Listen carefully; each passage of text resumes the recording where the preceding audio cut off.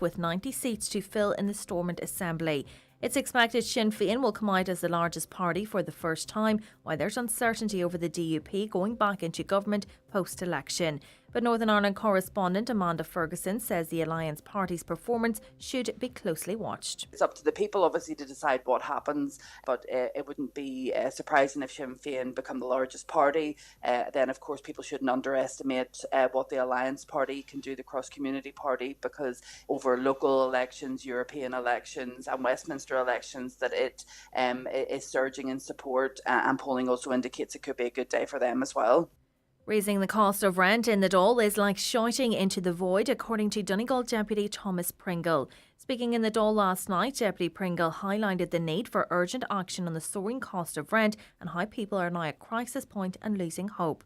The latest Daft.ie report revealed that rents in Donegal rose by 24.3%, the largest increase nationally. Deputy Pringle says as a result, homelessness is becoming a serious issue in the county. As a board member of the North West Simon community, I have sadly seen the shocking rise of homelessness in our region, which doesn't even take into account the incredible number of hidden homelessness across Donegal. In a single week in March, 97 individuals in the North West were provided with emergency accommodation.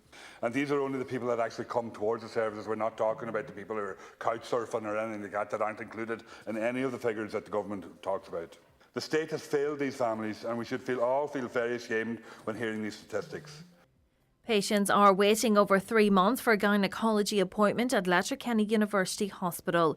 Hospital consultants are warning of a perfect storm in gynecological care due to the pandemic, increased demand and staff shortages. Figures provided by Health Minister Stephen Donnelly show that 485 patients are waiting on a gynecology appointment at Letterkenny University Hospital, with the average waiting time for an outpatient appointment 98 days. Consultant obstetrician and gynecologist at the Rotunda Hospital in Dublin, Professor Sam Coulter-Smith, says urgent action is needed. It's hugely important that we upgrade our facilities to the extent that we can address the capacity issues that we face. Weather now largely cloudy this morning with scattered patches of light rain, drizzle and mist. Showery rain will extend this afternoon and evening with highest temperatures of 13 to 16 degrees. That's all from Highland Radio News for now. We'll be back with news again at 10 o'clock. Until then, good morning. Fancy a minute to yourself in the morning? An impromptu McMuffin before you start the day? A hash brown and another hash brown? Fancy a bacon roll to get things going? A breather before the madness begins? Fancy slowing things down? A breakfast roll before the boss emails? And a nice sip of McCafe to feel like yourself again? Fancy some me time? Fancy a McDonald's? Served until 11 a.m. And now, it's time for the talk of the Northwest, the 9 to noon show with Greg Hughes on Highland Radio. Hello and a very good morning. It's just 3 minutes past 9 on this Thursday, the 5th of May. How are you keeping? I hope you're well. The lines are open for you right now, by the way. We want you getting involved in the conversation as you always do, with your views, your comments, and to raise your issues as well. 086 60 25,000 WhatsApps and texts to that number. Give us a call to 07491 25,000. If you wish, you can watch the show today, as always, on our website, highlandradio.com. You can click the link there. It should be available for you to watch in browser, or go straight to YouTube or Facebook and join us there and comment there as well. It's Thursday, so lots of local newspapers out, as well as the nationals.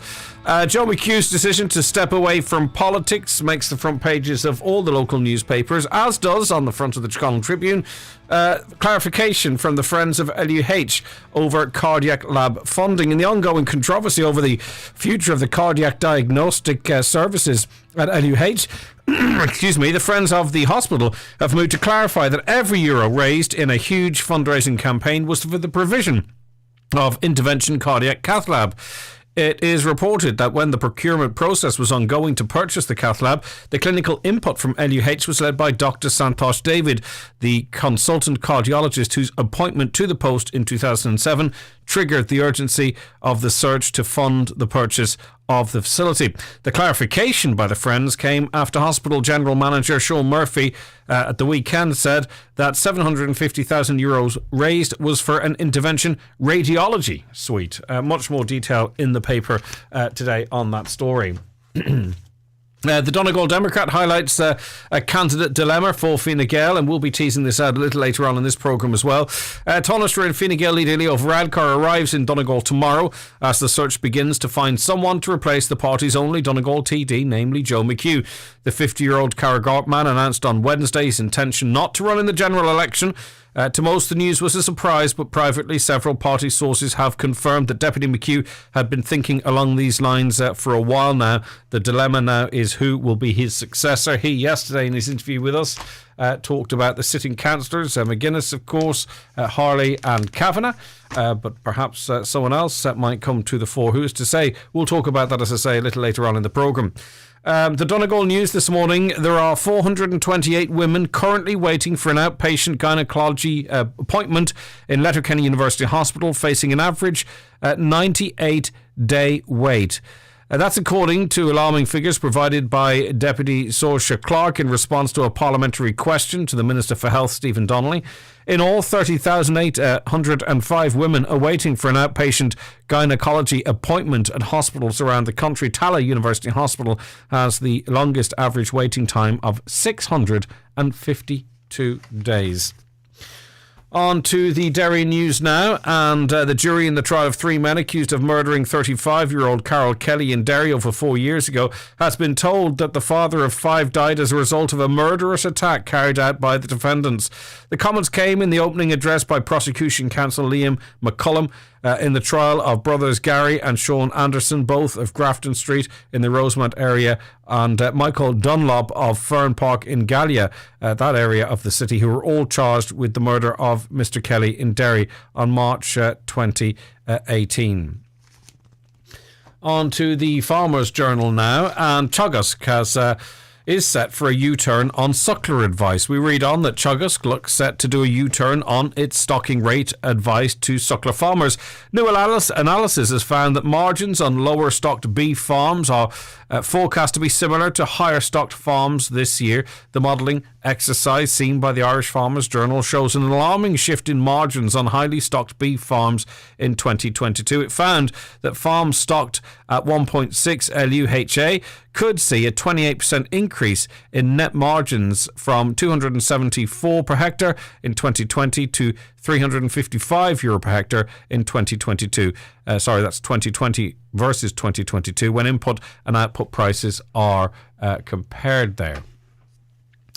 Now we'll move on to the nationals, and we'll start with the Irish Times. And as you may be aware, if you were listening to any news, a new round of sanctions have been unveiled by the EU. The European Union has unveiled plans to phase out oil imports from Russia and to sanction its biggest bank, state broadcasters, and people responsible for alleged atrocities in Ukraine. Of course, really, what the Ukrainians would want is gas to be an embargo on gas usage. We don't use that much oil compared to the amount of gas. When I say we, I mean the EU. Cities across Ukraine faced a new salvo of missiles fired by Moscow's military. Deadly artillery exchanges continued yesterday in the eastern Donbass region, and Russian forces attacked the Azovstal steelworks in Mariupol. The last readout of that's obviously a typo. It's the last holdout of Ukrainian troops in the ruined city and a place of refuge for hundreds of civilians. Now, it seems like the civilians are going to get out, but the fate awaiting those Ukrainian soldiers in those steel works, they're being told, of course, to fight, to not surrender, but their future is very bleak indeed. You can only imagine what it must be like waiting on those forces to bear down on you. Well, Ukrainian officials say 20,000 people may have died during Russia's 2-month siege with bombardment of Mariupol, and that Moscow's troops have buried evidence of alleged war crimes in mass graves outside the Azov Sea port. They are also accused of murdering hundreds of civilians during their brief occupation of Bucha and other towns near Kyiv.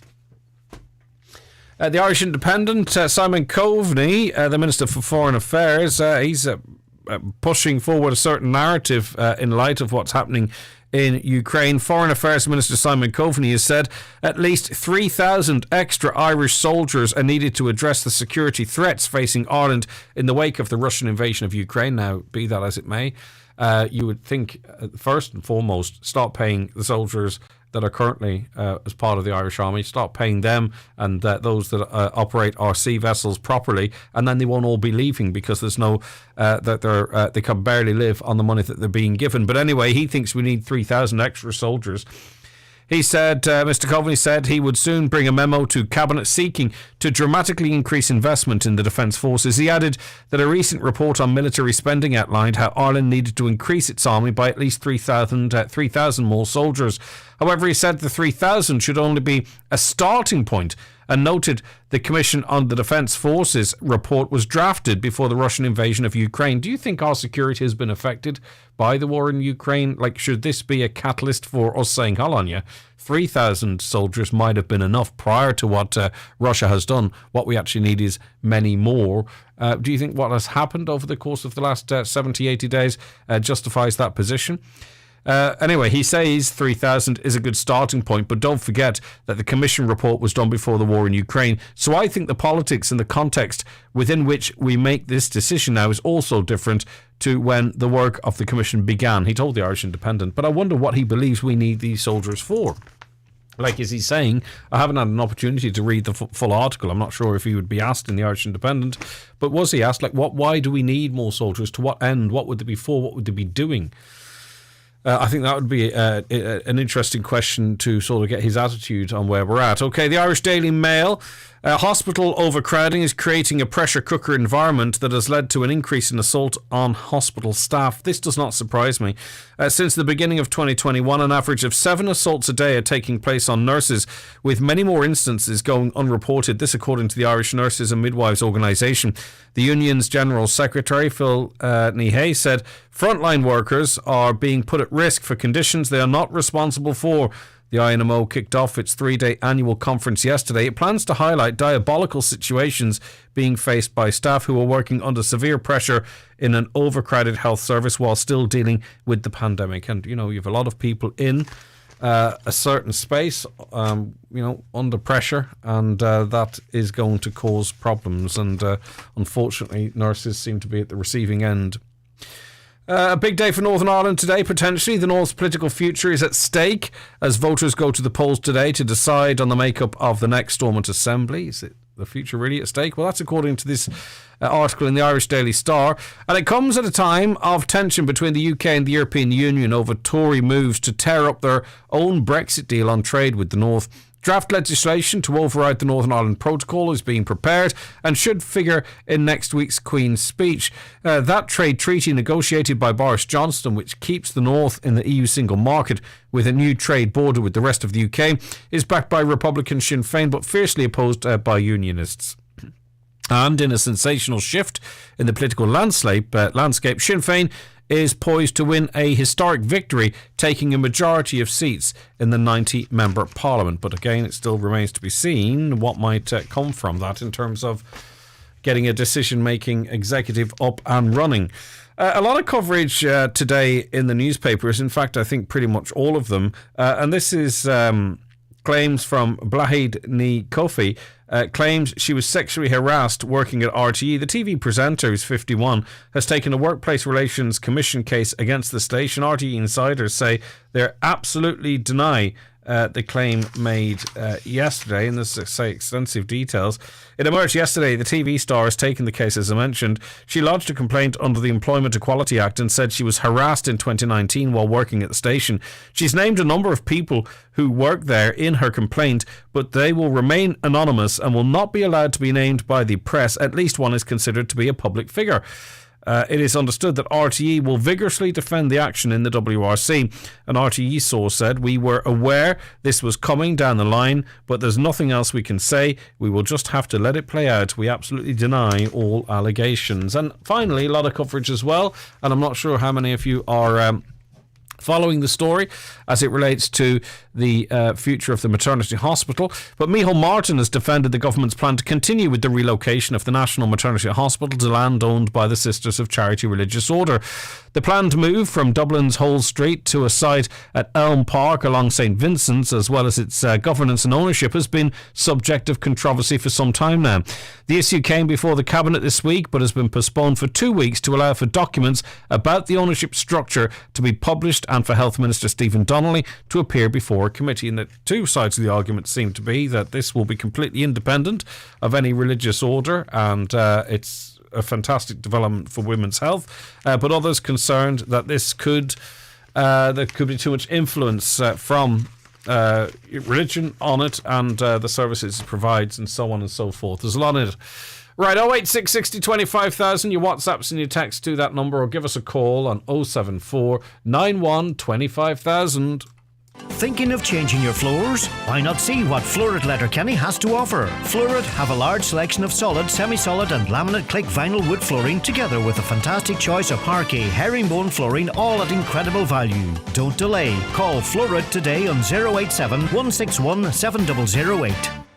For all your health and beauty needs, you can always rely on McGee's Chemist in Letterkenny. If you need a prescription, just call or order online at mcgees.ie and it will be ready for you in advance before you arrive. For beauty and skin care, there's all the big names at great prices in store and online. And for your photo printing needs, simply download the McGee's Photo Prints app or click on the website link. McGee's Chemist, Main Street, Letterkenny, for all your health and beauty needs, and so much more. Call 91-21409 or visit mcgees.ie. Donegal County Council invite you to a public drop-in event in the Inishowen Gateway Hotel on Monday the 23rd of May from 3 till 8 p.m. to commence a number of plans being prepared, a variation to the current County Development Plan, the Repowering Buncrana Regeneration Project, and preliminary design for Buncrana Leisure Centre, with formal presentations at 7 from Donegal County Council and the Caherlock of Donegal County Council, Councillor Jack Murray. For more information, visit donegaldevplan.ie, that's donegaldevplan.ie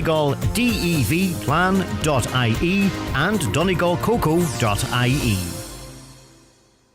Experience a taste of Italy with the Italian event at Dunnes Stores. Mix and match any 3 for 2 on our new Italian range. Think delicious Italian-made fresh and filled pastas, flavoursome sauces, hand-stretched stone-baked pizzas, and all butter tear and share breads. Buy any 2 products, get the 3rd free. Plus, with our 10/50 grocery voucher, you save even more, which means every trip to Dunnes Stores means better value. Dunnes Stores, always better value. Terms and conditions apply. Voucher can be used to next grocery shop of €50 or more.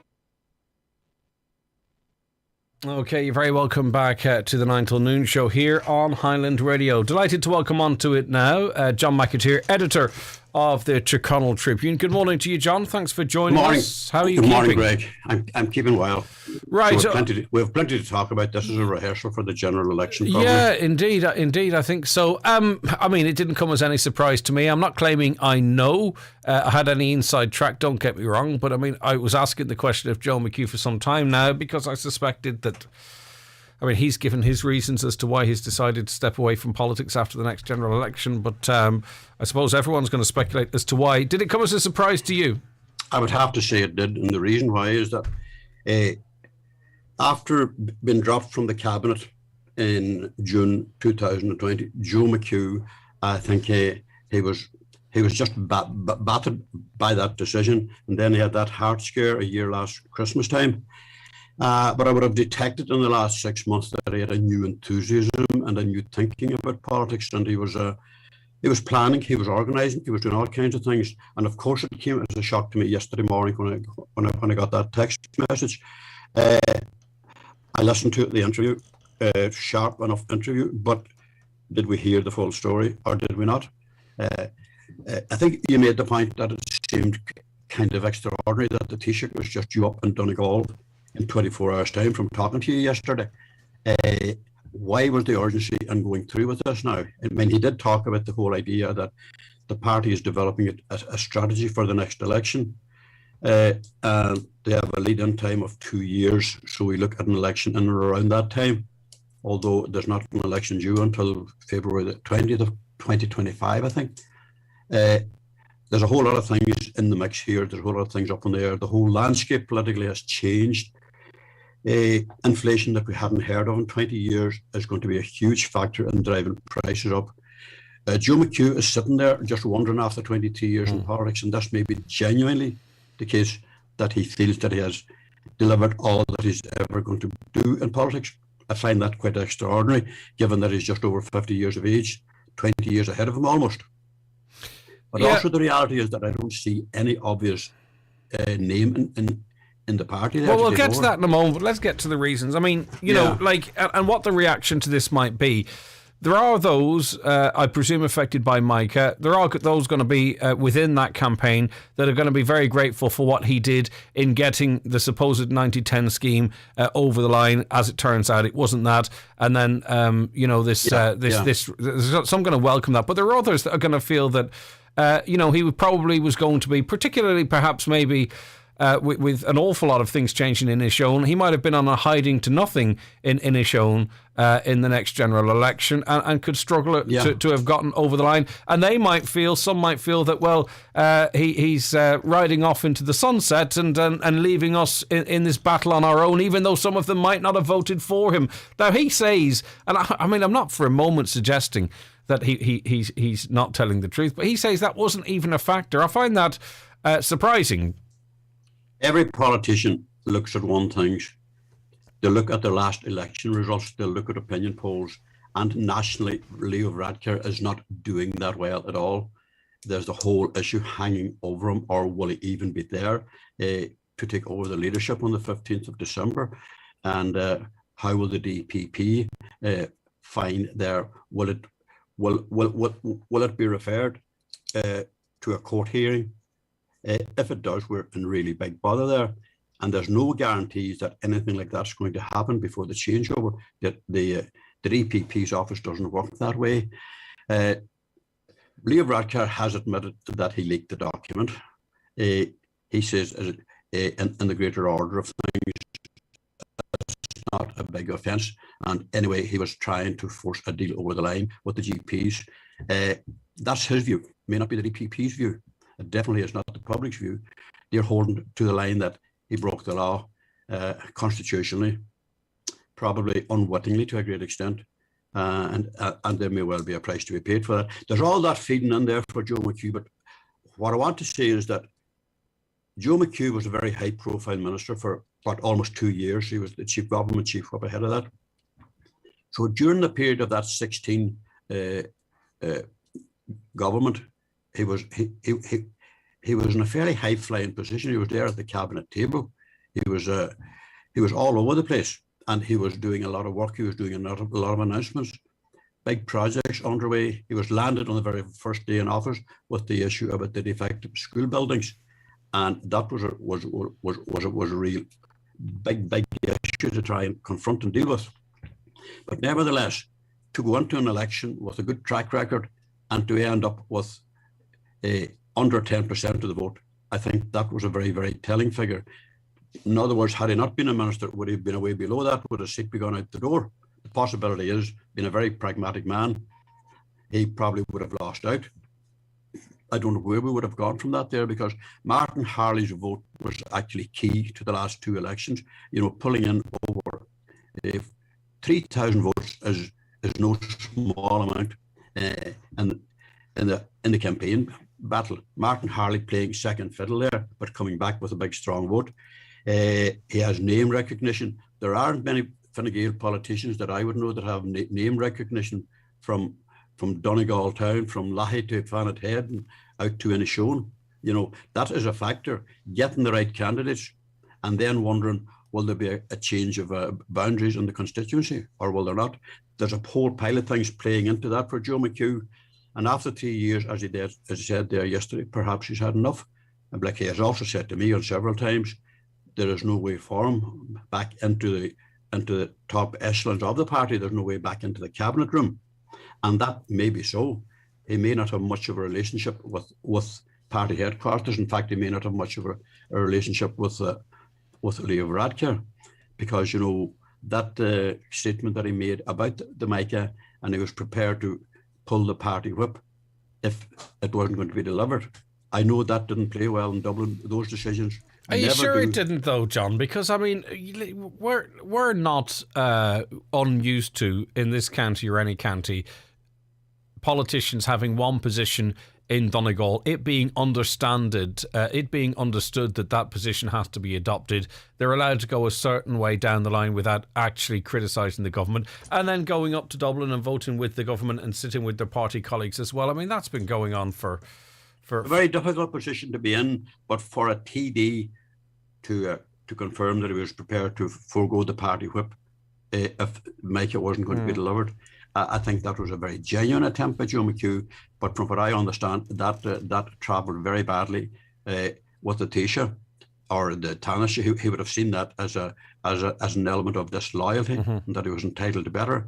So Joe McHugh knew exactly where he stood on that. He stood with the people of Donegal. He made that very plain.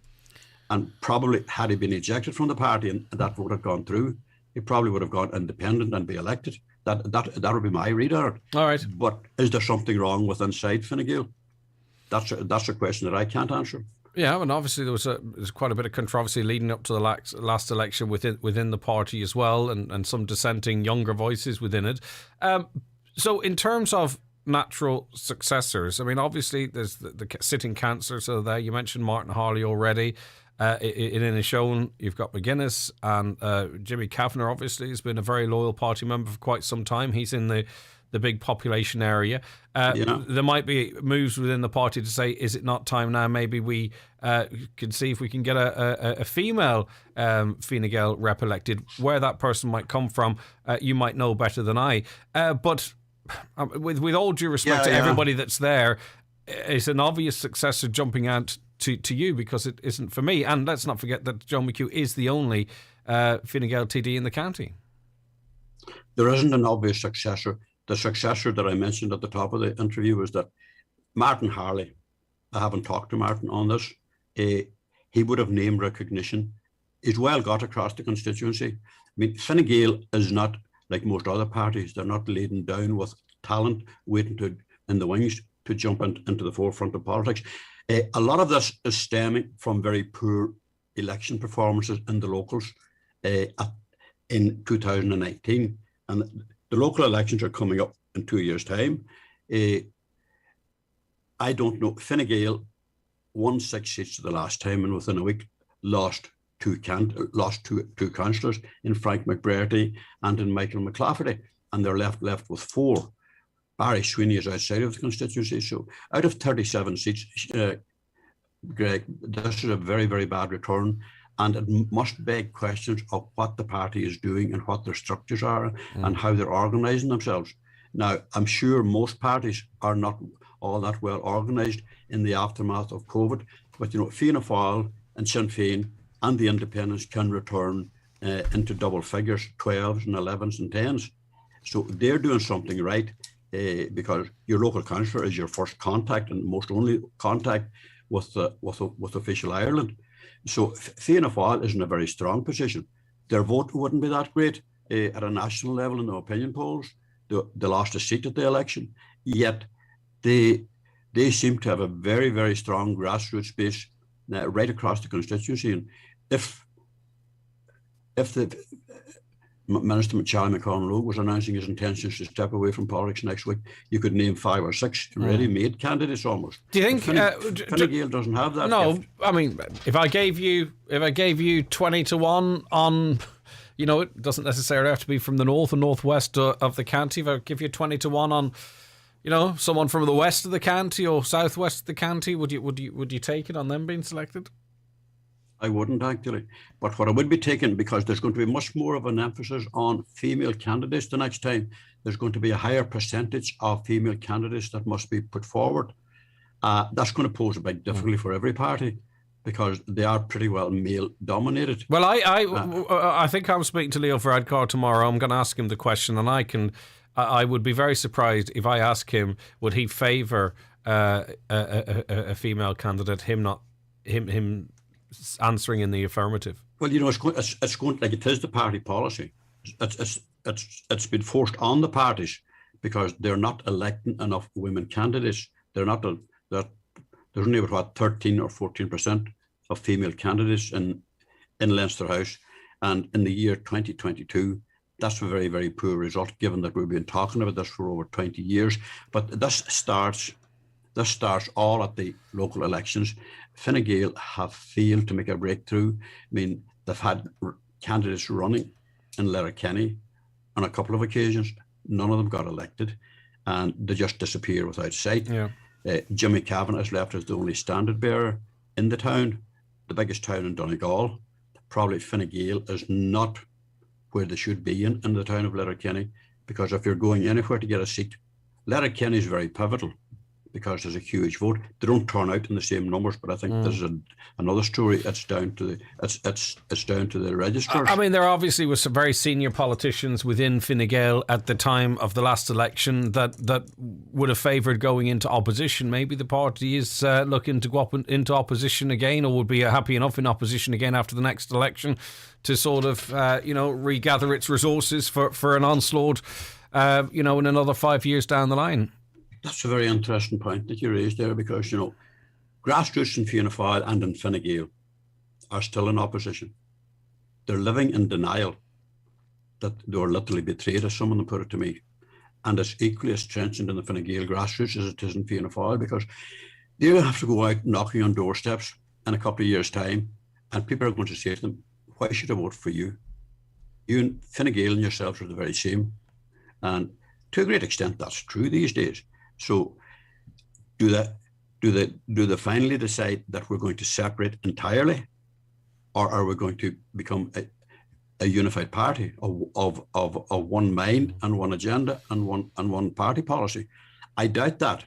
I think the fact that Fianna Fáil and Fine Gael amalgamated, it was against the wishes of their voters. It was against the wishes of the grassroots. Just while that has never resolved itself. No, and just while I have you on, I mean, I also would wonder what's in it for Charlie McConlogue to run again after the next general election. I think progress will be slow on the mica issue over the next couple of years. I think Joe McHugh was able to rehabilitate himself if it need be done, and that was evident at the reception both of them got down at the protest in Dublin.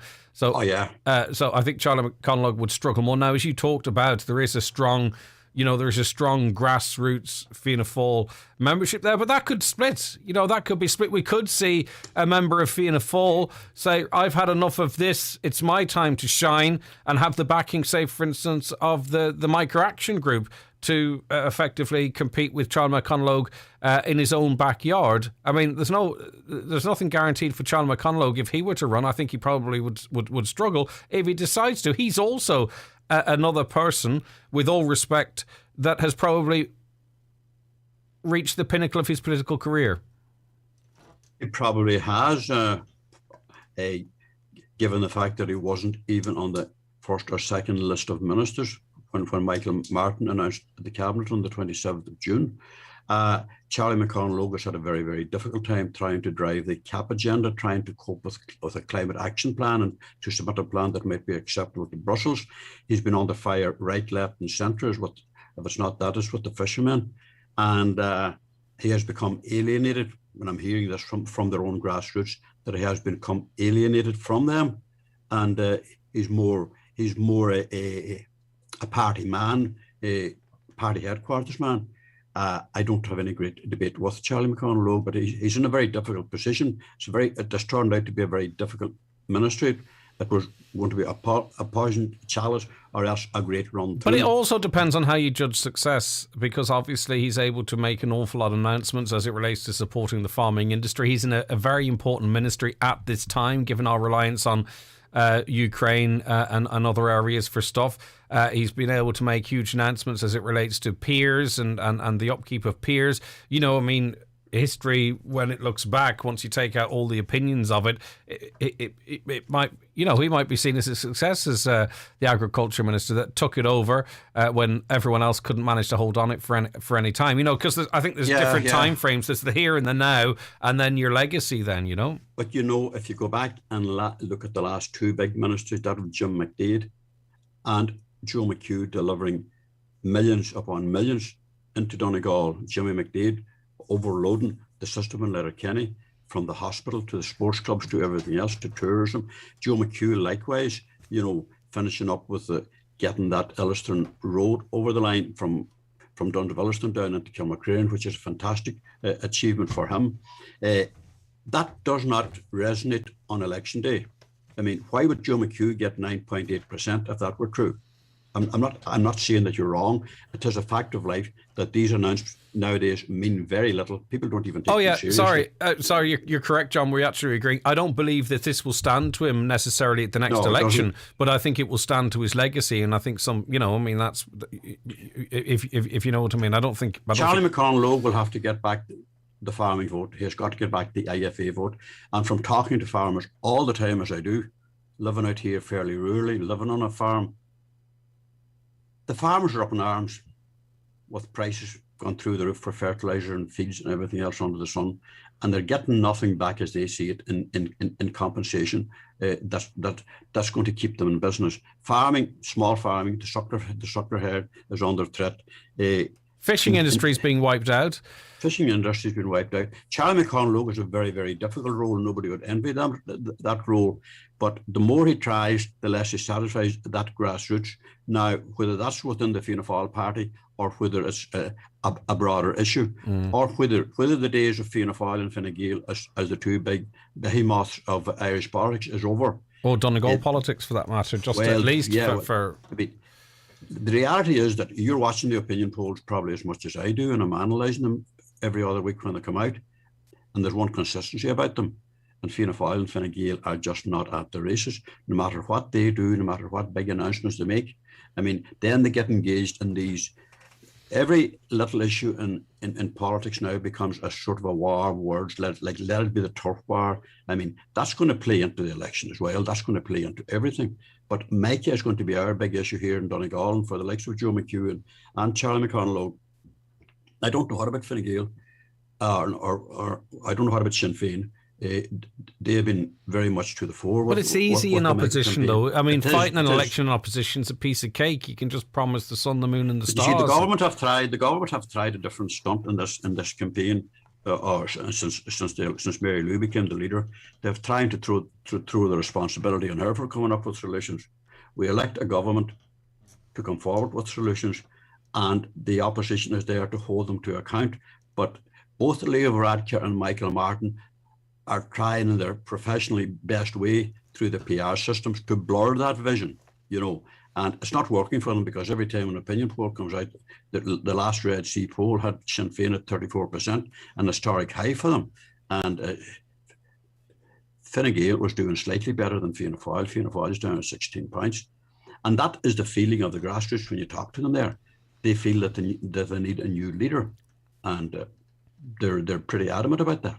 Now, to all intents and purposes, Michael Martin may not have any intentions of opting out of politics, or indeed walking away. He may be coming into a senior position. He may be taking over Leo Varadkar's role as Taoiseach in December, and start preparing to fight the next election.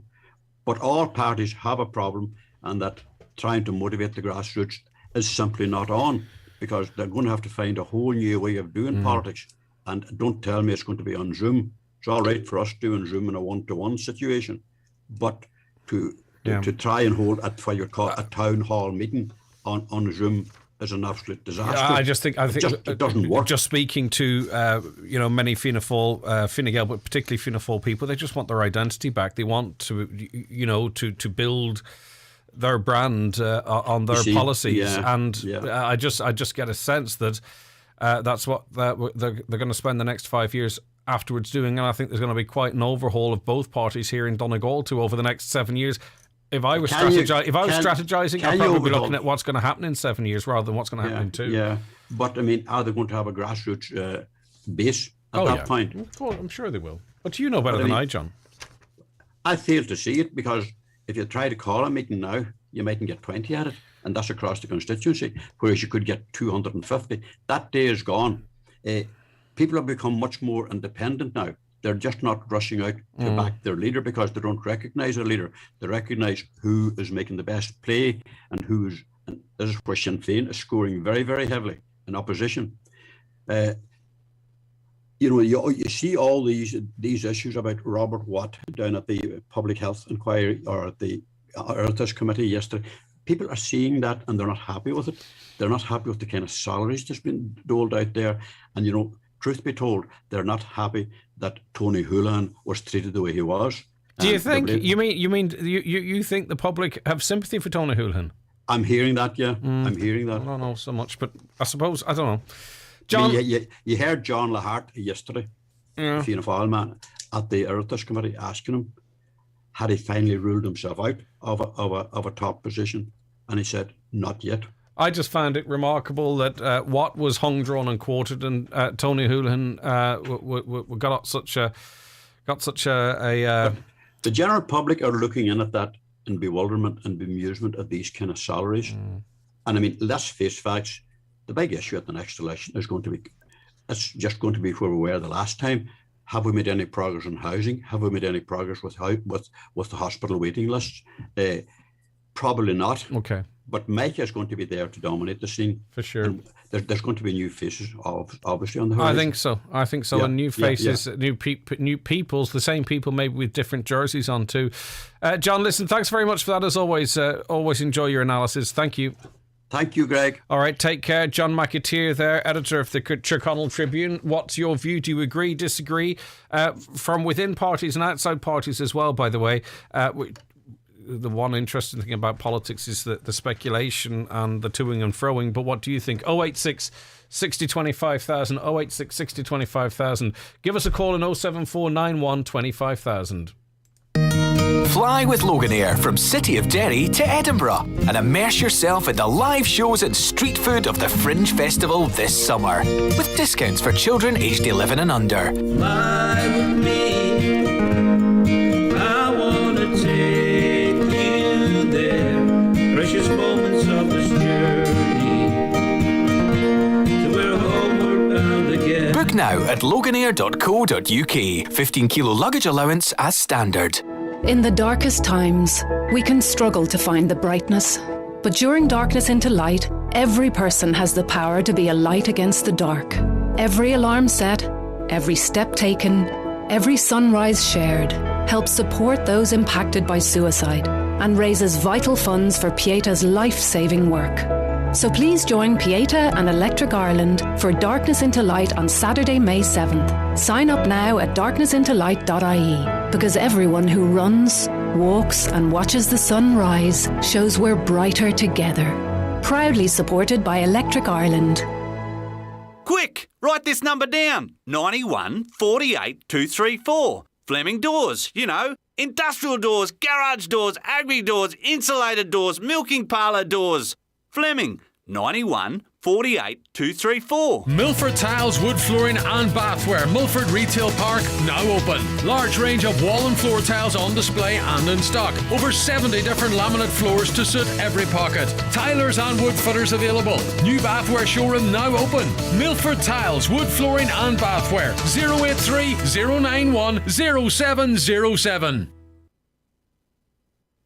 The Bluestack Special Needs Foundation presents its 20th anniversary Bluestack Challenge fundraising walk on the 21st of May. The Bluestack Foundation is dedicated to enhancing the lives of individuals with additional needs. They offer a range of supports to children, vulnerable adults and their families. This year's ambition is to fund expansion into the wider Donegal area. Registration closing soon. To register or donate, visit www.bluestackfoundation.com. This ad is sponsored by Print Supplies Donegal. Sunday, April 3rd was Census Night, and our enumerators have now finished collecting census forms. Every form must be returned, so if your form hasn't been collected, please free post it now to the address on the front of your form. Visit census.ie to find out more. Be counted. In the build-up to the County Fleadh, which takes place in Letterkenny this weekend, Joan Breslin will present Around the Northwest from Letterkenny's Main Street, just outside Dillon's Hotel this Thursday. Tune in to find out about the County Fleadh weekend, as well as the Cayleys concerts and sessions that will take place at various locations throughout the town this weekend. That's Around the Northwest, live from Letterkenny's Main Street this Thursday from 12 noon. It's back. And it's bigger and better than ever before. The one, the only Grove Furnishings, a sale odyssey, your local easy living store. Grove Furnishings' big anniversary sale is now on at Kiltoy Road, Letterkenny. Highland Radio weather updates with Ireland West Airport. Thinking of a sun holiday with the family? You can now fly to Barcelona 3 times weekly this summer with Ryanair and enjoy some of Europe's best family campsites. Ireland West Airport. You're flying. Okay, largely cloudy this morning with scattered patches of light rain, drizzle and mist. Showery rain will extend across the region during the afternoon and evening, but amounts will be quite small. Sunny intervals will develop too as the day goes on. Highest temperatures of 13 to 16 degrees and mostly light to moderate southwest winds. We're joined on the programme now by Independent Deputy Thomas Pringle. Thanks for joining us, Thomas. Good to have you on the show. No bother, Greg. It's a pleasure as usual. Before we talk about the issue we invited you on, just a word. We were chatting to Minister Anne Rabbitte yesterday as it relates to the services here in Donegal. She's looking for another review, obviously on top of the HICWA one.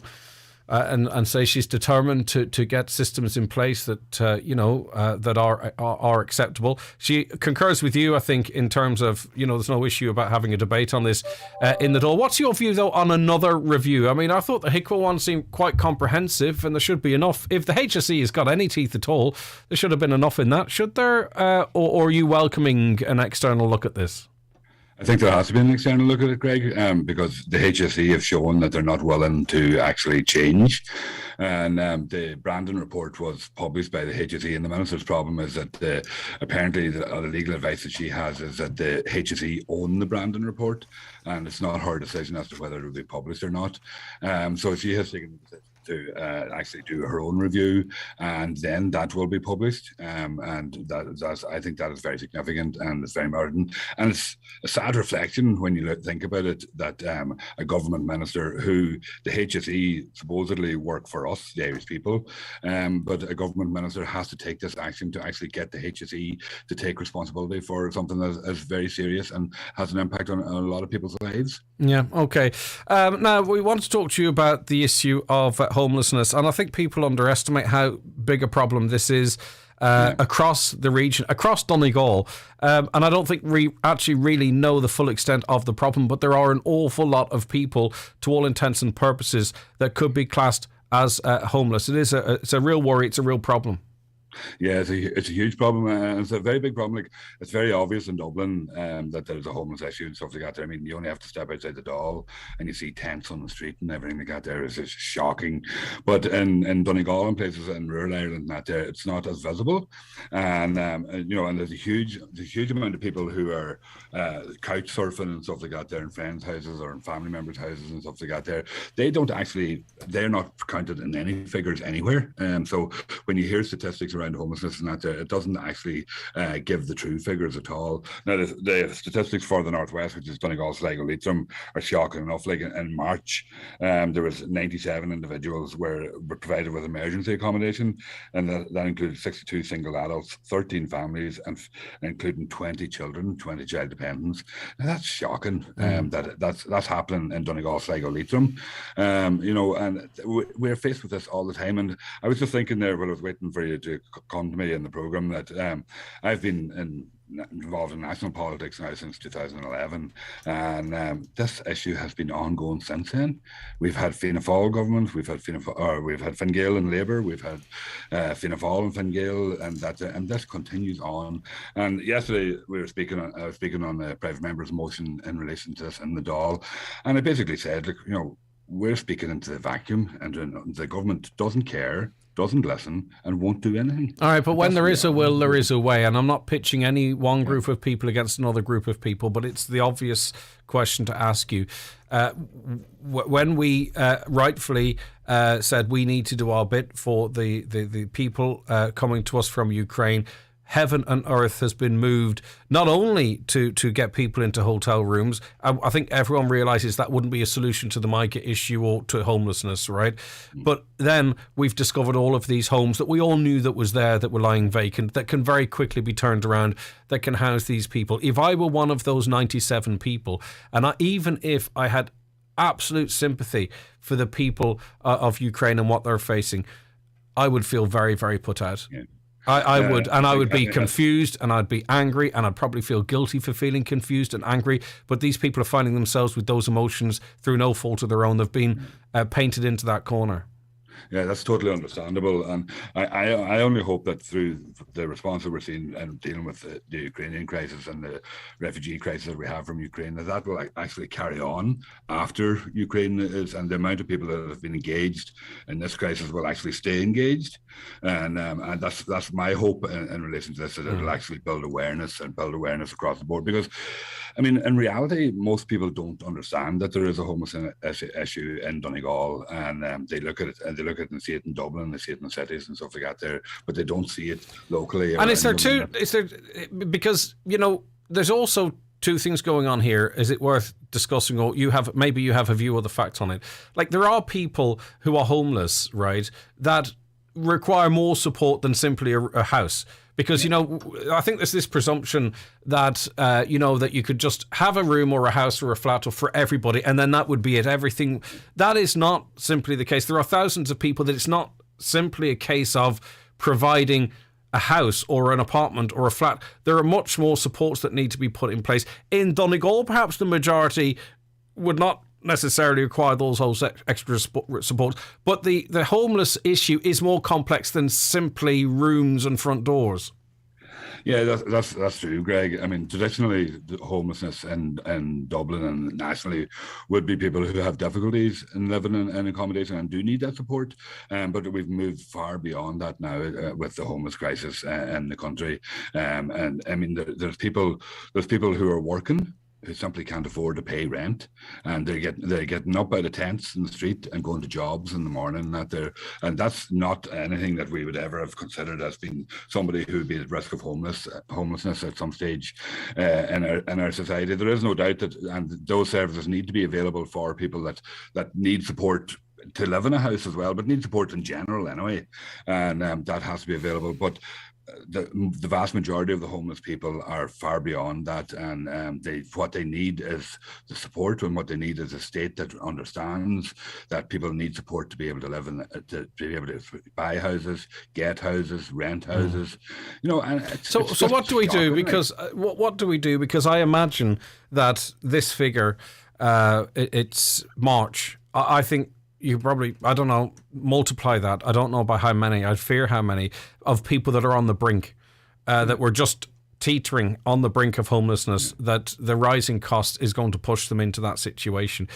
What role does the council have? What role does central government have? What needs to be done in your view now to firstly get as many people into safe accommodation as is possible right now, but also to make sure there's sufficient accommodation going forward? Look, we've got I think 12,000 vacant properties as of the last census. I'm not saying all of those should be taken off who owns them or whatever. I'm not suggesting anything along those lines. But there's something going on there. There's at least a portion of those that are houses that maybe are in the council's ownership or maybe are derelict and can be compulsory purchased. I don't know what it is, but we need to start thinking short, medium and long term now.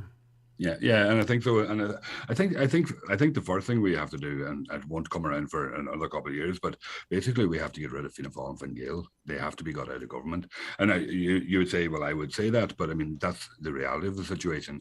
And you know, we have a government that has decided. Like I get where you. Hang on, Greg. But I just want to say it's very important because you made a decision not to go into government as well. Like it's very easy for you, and I say this with respect as I do to anyone I speak to.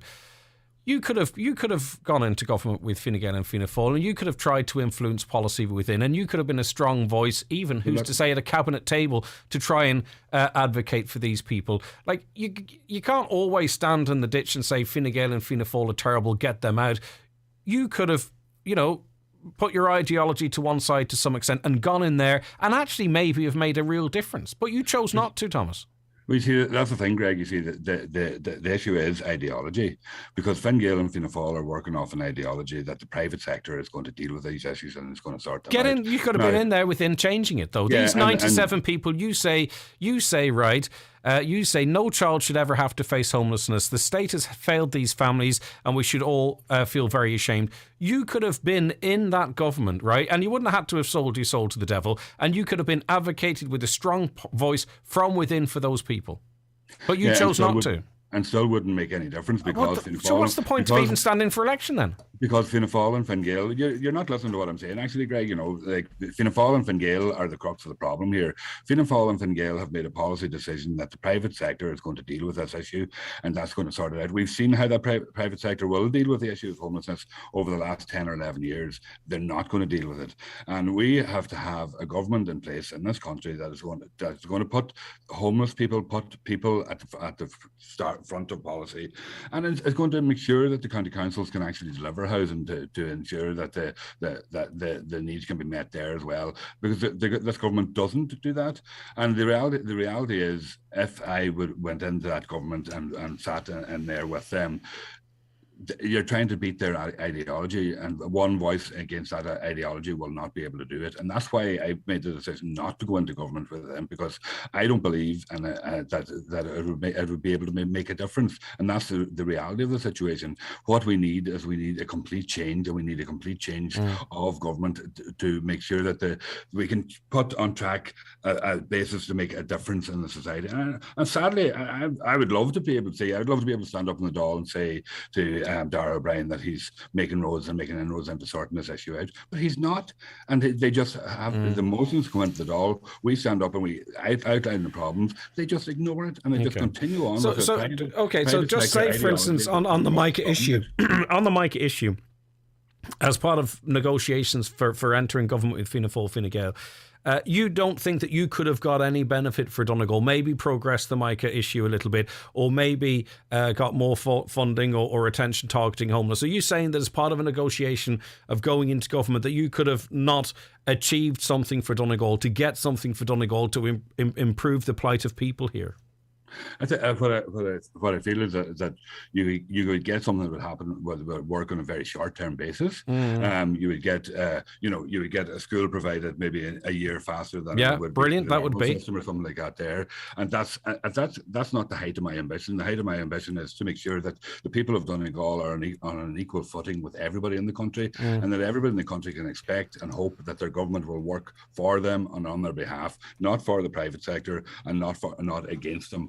Because that's actually what we're seeing happening here. And you have to remember as well too, Greg, that Joe McHugh was a member of the last government that supposedly sorted out the MICA issue, and Joe McHugh is a member of this government, and Charlie McConalogue was a member of this government, who are now attempting to sort out the MICA issue again. Well, I hope they're attempting to sort it out. We're not being told anything. We don't know. That's all been done behind closed doors. We have to wait and see when the actual legislation comes before the Dáil, which was actually promised to be at the start of this year, and it actually hasn't arrived yet. Yeah. Okay. Listen, thanks for that. Thanks for covering the range of issues. I appreciate it. That was Independent Deputy Thomas Pringle. Your views, 08660 25,000, 08660 25,000. Greg, thanks for having John McIntyre on. I just love his analysis and opinion and his wonderful accent and voice. Why is he not a nominee for Donegal Person of the Year? Well, you nominate him next time the nominations are open. You can nominate him. I believe that's how that works. I'm not sure how it works, but I presume you can. Joe McHugh will be remembered by school secretaries in Donegal as the Minister for Education who did not fight their cause or working terms and conditions, says one caller. Another, Joe McHugh knew he faced being wiped out. He's the smart one. He jumped before he was pushed. And so your messages continue to come in. But we do have to take a break, as we want to too, for the news and obituary notices. Rejoin us afterwards. The Sky Spring Sale is here. Get Sky Q with the TV you love all in one place. And super reliable Sky broadband so you can always stay connected. Plus, choose from Sky Sports or Sky Cinema. All for just €60 a month for 12 months. Don't miss this amazing offer. Just search Sky Spring Sale. Availability subject to location. New Sky customers only. Minimum term and further terms apply. For more information, see sky.ie/speeds. Pick up your phone while driving, and you might need to be picked up from work. Break the speed limit, and you could be breaking plans with your mates. Leave L or N plates off your car, and you could be left getting taxis for the next 6 months. So ask yourself, is it really worth it? 7 penalty points over 3 years will disqualify learner and novice drivers for 6 months. Steer clear of points and stay on the road. A message from the Road Safety Authority. Farmers to be paid €100 per hectare for silage and hay. For more in this week's Irish Farmers Journal, here's Paul Mooney. We have all the details of the new silage scheme targeting beef and sheep farmers. Major Teagasc U-turn and suckler beef advice. The beef trade is booming. We reveal the reasons why and will it last, and find out how you could save thousands by switching mortgage provider. Plus, don't miss our baled silage special, only inside this week's Irish Farmers Journal. You cannot afford to miss it. Live, on air, online and on the Highland Radio app.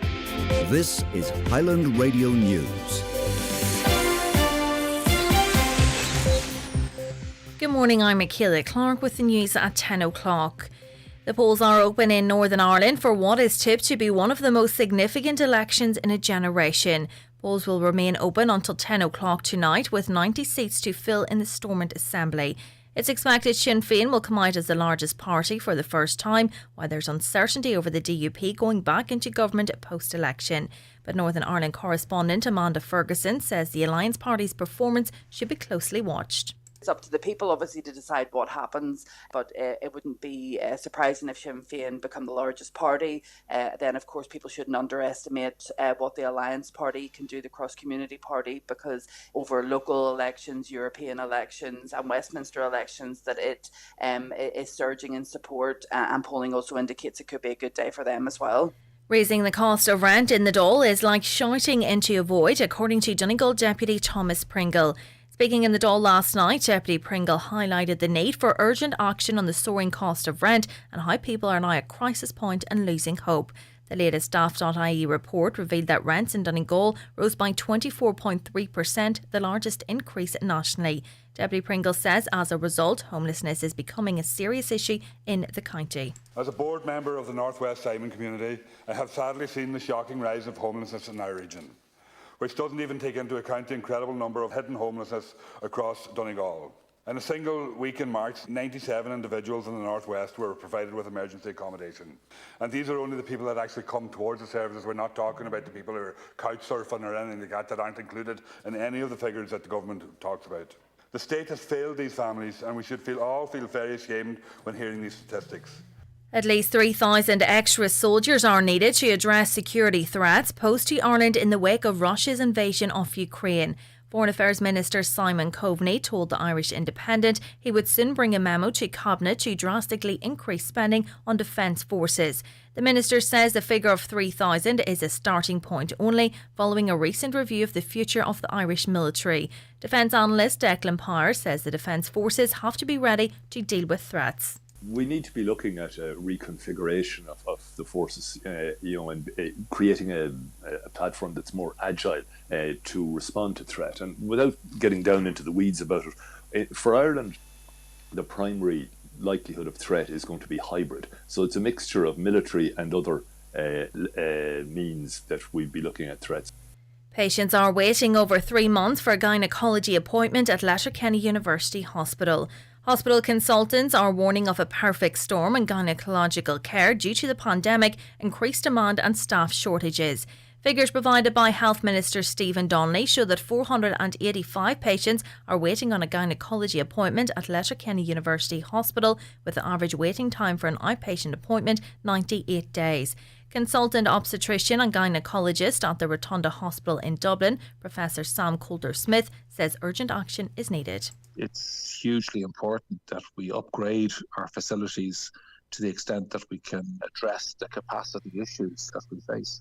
Donegal company Mulrines has signed a multi-million euro deal with Lidl. The €8 million partnership will see Mulrines juices and smoothies feature on shelves across 210 stores throughout Ireland, Northern Ireland and Britain. Donna Marie Doherty has more. Mulrines, established in 1919 in Ballybofey, has been working with Lidl since 2009. Currently, they produce a variety of 11 fruit juices and smoothies for the supermarket. Company chairman Peter Mulrines says securing deals like this with Lidl advance new innovations in the business that positively contribute to the surrounding area through local investment and job creation. Following the success of Mulrines products with Lidl's customers, the retailer confirmed the contract extension worth more than €8 million, which is said to have had a significantly positive positive impact on their operations.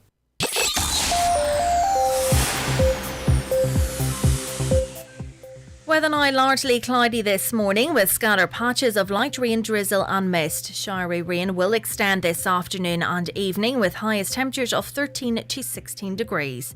That's all from Highland Radio News for now. We'll be back with an update again at 11 o'clock. Until then, good morning.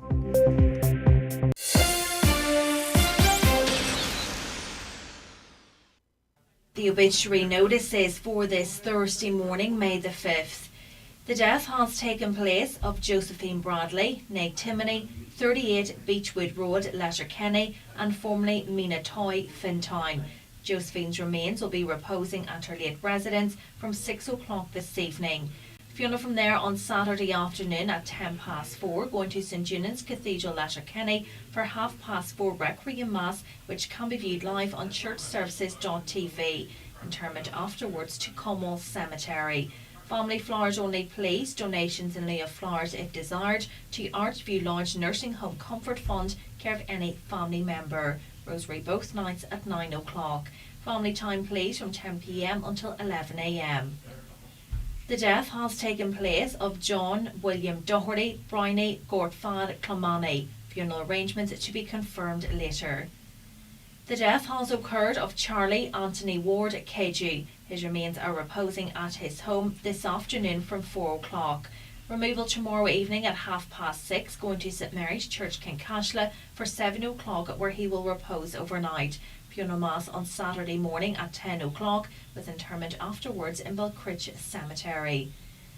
The death has occurred of Mary Joyce, Main Street, Dunlow. Her remains will be reposing in McGlynn's Funeral Home this afternoon from 4 o'clock until 9 o'clock, and tomorrow from 2 o'clock until 9 o'clock. Rosary both nights at 9 o'clock. House private, please. Funeral Mass on Saturday afternoon at 1 o'clock in St Cronus Church, Dunlow, with interment afterwards in Mahary Cemetery.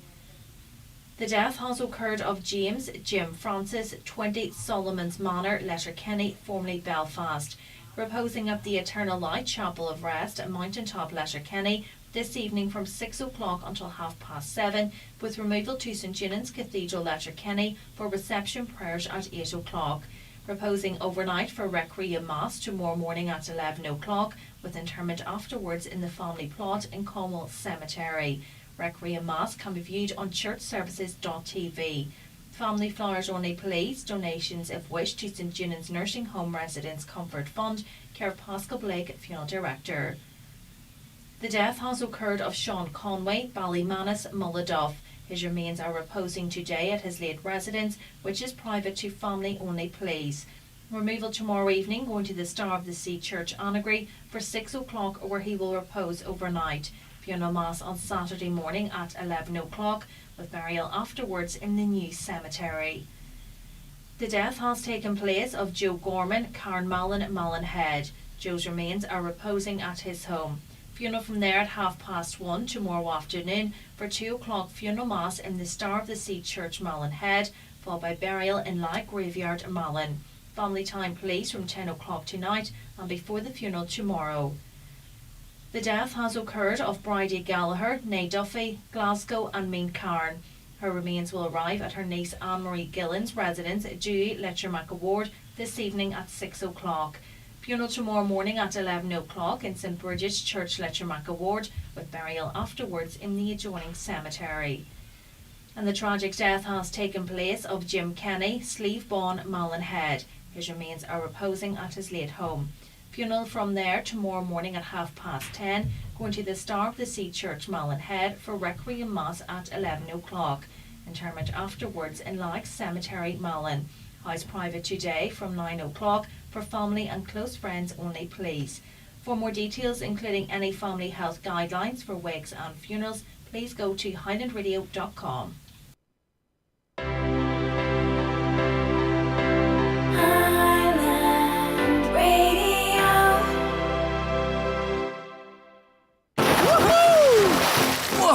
That anti-gravity slide is unbelievable, Marion! You know what else is unbelievable? Fake tan? No, that 90% of money spent on the National Lottery goes back into the community. Yeah, right. It does. Most of it goes into prizes, of course. Good causes get a big chunk, and there's all the shopkeepers too. 90%. That is unbelievable. But true. The National Lottery. Support responsibly. 90% based on most recent audited accounts. With all the stories that matter across the Northwest, it's Greg Hughes on the 9 to Noon Show on Highland Radio. And you're very welcome back to the 9 till noon show. You may have noticed a slight technical error with the with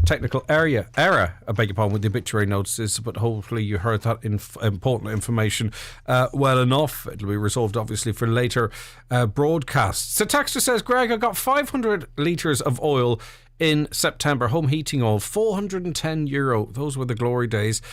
Yesterday, I needed more. Just look at the prices below.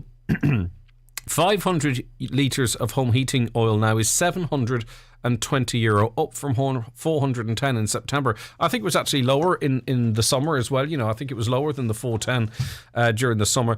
200 litres now, $320. 250, $390. 500, as I mentioned, $720. 1,000 litres of oil, €1,390. I wonder for the average person, how long would 1,000 litres of home heating oil last? 086 60 25,000. Talking about the army business, big talk about Putin pressing the big button on Americans. They want everyone to think they've two buttons to press. Our men at the top, with all the talk about what to do, have no button to press. Would it not be better to stay quiet? Well, maybe we are trying to get closer and little pat on the back or top of the head from those with the buttons. Maybe that's the motivation. Just a wee message for the ones in government that say they're doing everything for us. Well, my mother in her 80s lives alone, and she got me to buy her a torch because she's afraid of putting on the lights in case she's not able to pay the ESB bill. Thanks, government, for carbon tax upon carbon tax and tax after tax. You're doing a great job for the elderly. Can you imagine getting that call from your parent in their 80s saying, I don't want to use the lights, will you get me a torch? Thomas Pringle knows that if you join a party like Fianna Fáil or Fine Gael, the party whip decides what happens and you don't toe the line, you're punished. Maybe then that's your protest from within, saying I thought I could join and make a change. I did manage to secure this for Donegal, but I realise that the system is such that I have to leave. You know, maybe that could have been an option. There are 5 main issues that will dominate the next agenda, says this listener. Micah, housing, 2 issues we talk about greatly here. Health, another issue that's high on the agenda here. Immigration, which we've touched on, of course. High taxation, which features every day. And then they go on to say, in which you, the woke media, don't want to talk about. I just wonder sometimes if people actually listen to the radio before they send in text messages. I love criticism, by the way. It's very constructive. But they say that we, as a woke media, won't talk about Micah, housing, health, immigration. I suspect this texter probably means immigration. High taxation. As I say, we talk about it all the time. Taxation on the PAYE workers, 52% when you go over the cut-off point, is scandalous. And you refuse to talk about it, which is complete nonsense. We tried to contact the person to come on and have a chat about it, but unavailable. But we talk about this stuff literally all of the time.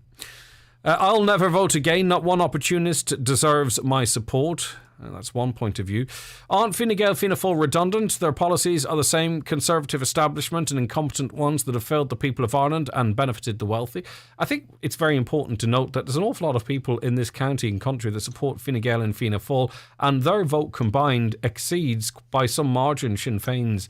So to presume that everybody is anti-Fine Gael or Fianna Fáil or believes that their policies are not effective, I don't think it would be a fair assessment. They enjoy a lot of support, the two parties, particularly combined. Individually, they are behind Sinn Féin, but they are in government at the moment. Combined, they're doing... They're doing, well, I suppose, adding two parties to beat one, but you know what a point I'm trying to make. I'll read the text, though, without my interruption. Aren't Fine Gael, Fianna Fáil redundant? Their policies are the same conservative establishment and competent ones that have failed the people of Ireland and benefited the wealthy. Just look at how the state of hospitals, housing, education, transport, Tusla, courts, etc. are.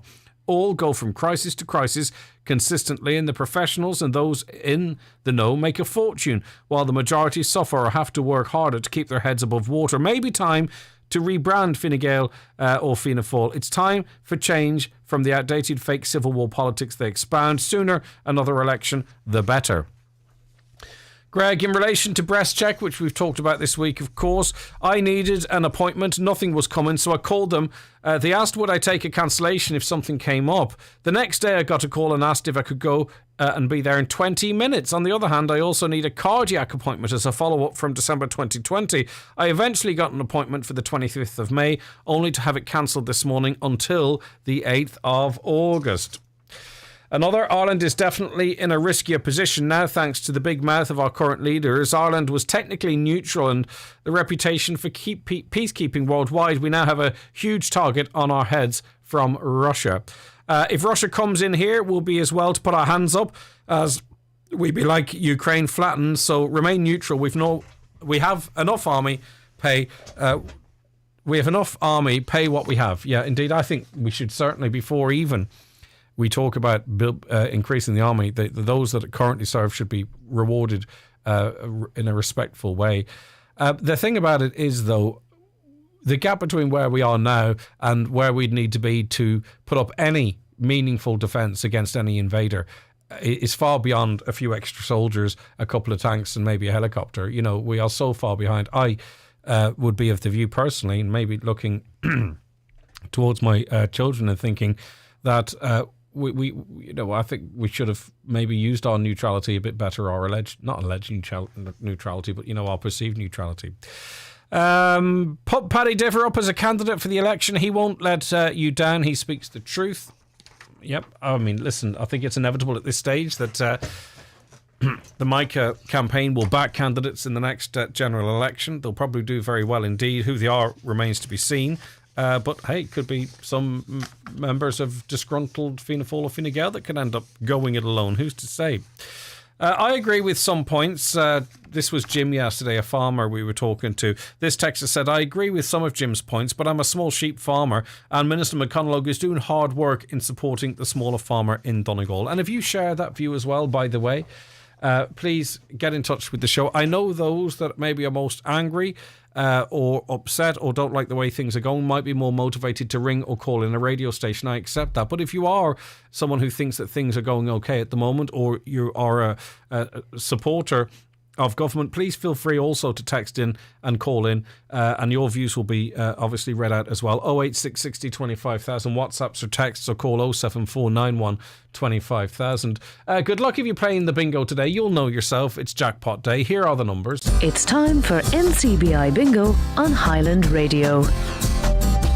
It's Thursday, the 5th of May, Jackpot Day. You're playing for the jackpot prize of €6,600 on the pink sheet. The reference number is S9. It's game number 18. The jackpot number is 32. This number can come out in any position from the next 10 numbers drawn. And now, here are your daily numbers.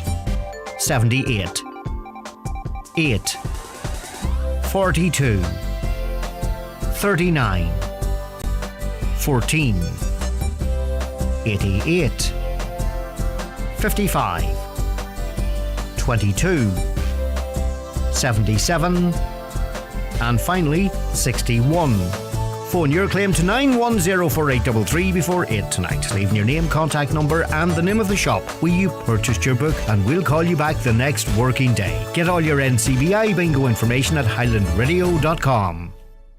The CFC Interior Stock Disposal Sale ends this weekend. Due to overstock, an incredible £1.5 million worth of stock must go. Don't miss our highest ever discount on selected ranges across all departments. The Stock Disposal Sale at CFC Interiors, Derry, Cookstown and Abbey Centre. Farmers to be paid €100 per hectare for silage and hay. For more in this week's Irish Farmers Journal. Here's Paul Mooney. We have all the details of the new silage scheme targeting beef and sheep farmers. Major Teagasc U-turn and suckler beef advice. The beef trade is booming. We reveal the reasons why and will it last, and find out how you could save thousands by switching mortgage provider. Plus, don't miss our baled silage special, only inside this week's Irish Farmers Journal. You cannot afford to miss it. We can all see how conflict affects energy prices. More than ever, we need to be mindful of how we use energy. By reducing your use, you can save money and lessen the impact. Here's how. Use your timer and thermostat to heat your home and hot water to the temperature you need. Use appliances efficiently and, where possible, outside the peak hours of 4 to 7 p.m. Consider walking, cycling or public transport for short journeys. Drive at lower speeds where safe to do so. Government advice and supports are available for homes and businesses to help you meet this challenge. Find out more at gov.ie/reduce your use. Brought to you by the Government of Ireland. In the build-up to the County Flower, which takes place in Letterkenny this weekend, Joan Breslin will present Around the Northwest from Letterkenny's Main Street, just outside Dillon's Hotel this Thursday. Tune in to find out about the County Flower weekend, as well as the Keeley's concerts and sessions that will take place at various locations throughout the town this weekend. That's Around the Northwest, live from Letterkenny's Main Street this Thursday from 12 noon. Okay, that's coming up after this programme, of course. Looking forward to that. Peter joins us on the programme now. Morning, Peter. Morning, Craig. Good to have you on the show. I'll say I'll probably be shot for half the things I was just say on it. It's your opinions. Right, tell us what you've... I was listening to your programme. I listen to it all the time anyway, but the thing that they're chatting about, if you're going to Dublin, you'll not see a signpost for Cork. I'm living between Ramelton and Mulford, right? Mm-hmm. And I'm looking down at the lovely wee homes, all 2 bedrooms, that never was finished. They were for old people, mm-hmm. and they're wired up to the home. And one doctor do the whole lot and everything. And between Ramelton and Mulford, it would scare you, many old people like myself, as living in 5 and 6 bedroom houses. I can't afford to keep them. Can't afford to take anybody in. Because you lost your living lower lounge, you lost your free transport. Mm-hmm. The whole thing's all wrong. Like, they're not looking at the right thing at all. If let's look at your situation, Peter. Then, so you're living in a 4 or 5 bedroom house. I mean, that takes a lot of running and it takes a lot of maintenance. You're saying that if you had an option, you would enter into a deal, and hopefully you'd get a bit of extra money as well, where you would downsize, and that would make your home then available for a family. So it would be better suited to their needs, and then you'd have something easier to maintain, easier to run, and cozier. Well, I would jump at it, but the biggest thing, it wouldn't be financially in it. You'd be in a hub, like we are social beings, and you're living alone. You go to bed at night alone, you're living alone, you get up, nobody to speak to you, you end up speaking to nobody. And I definitely would, it's just a pity they never got finished in that scheme down that John O'Donnell started. I don't know how he started it, down at the home. Are you talking would you be in favour of sort of like a retirement village type setup? That's the one, a retirement village. Yeah. And they wouldn't have to spend very big money on just a wee 2 bedroom. Yeah. A wee 2 bedroom. There's one over in Creasla and it's working great. And maybe a little social hub too, like a room outside the house that people could go into and mix and what have you. You're wired up, and there's and I'll tell you where there's one. There's one in Carrigyart. But between Ramelton and Mulford, now that's 4 miles. That would scare you to see many old people like myself that's living alone and they'll jump and they're lonely. What do you think the view of other older people, Peter, would be about? Because obviously, a lot of us have an awful lot of pride in our homes and would want to be taken out sort of feet first, if you know what I mean.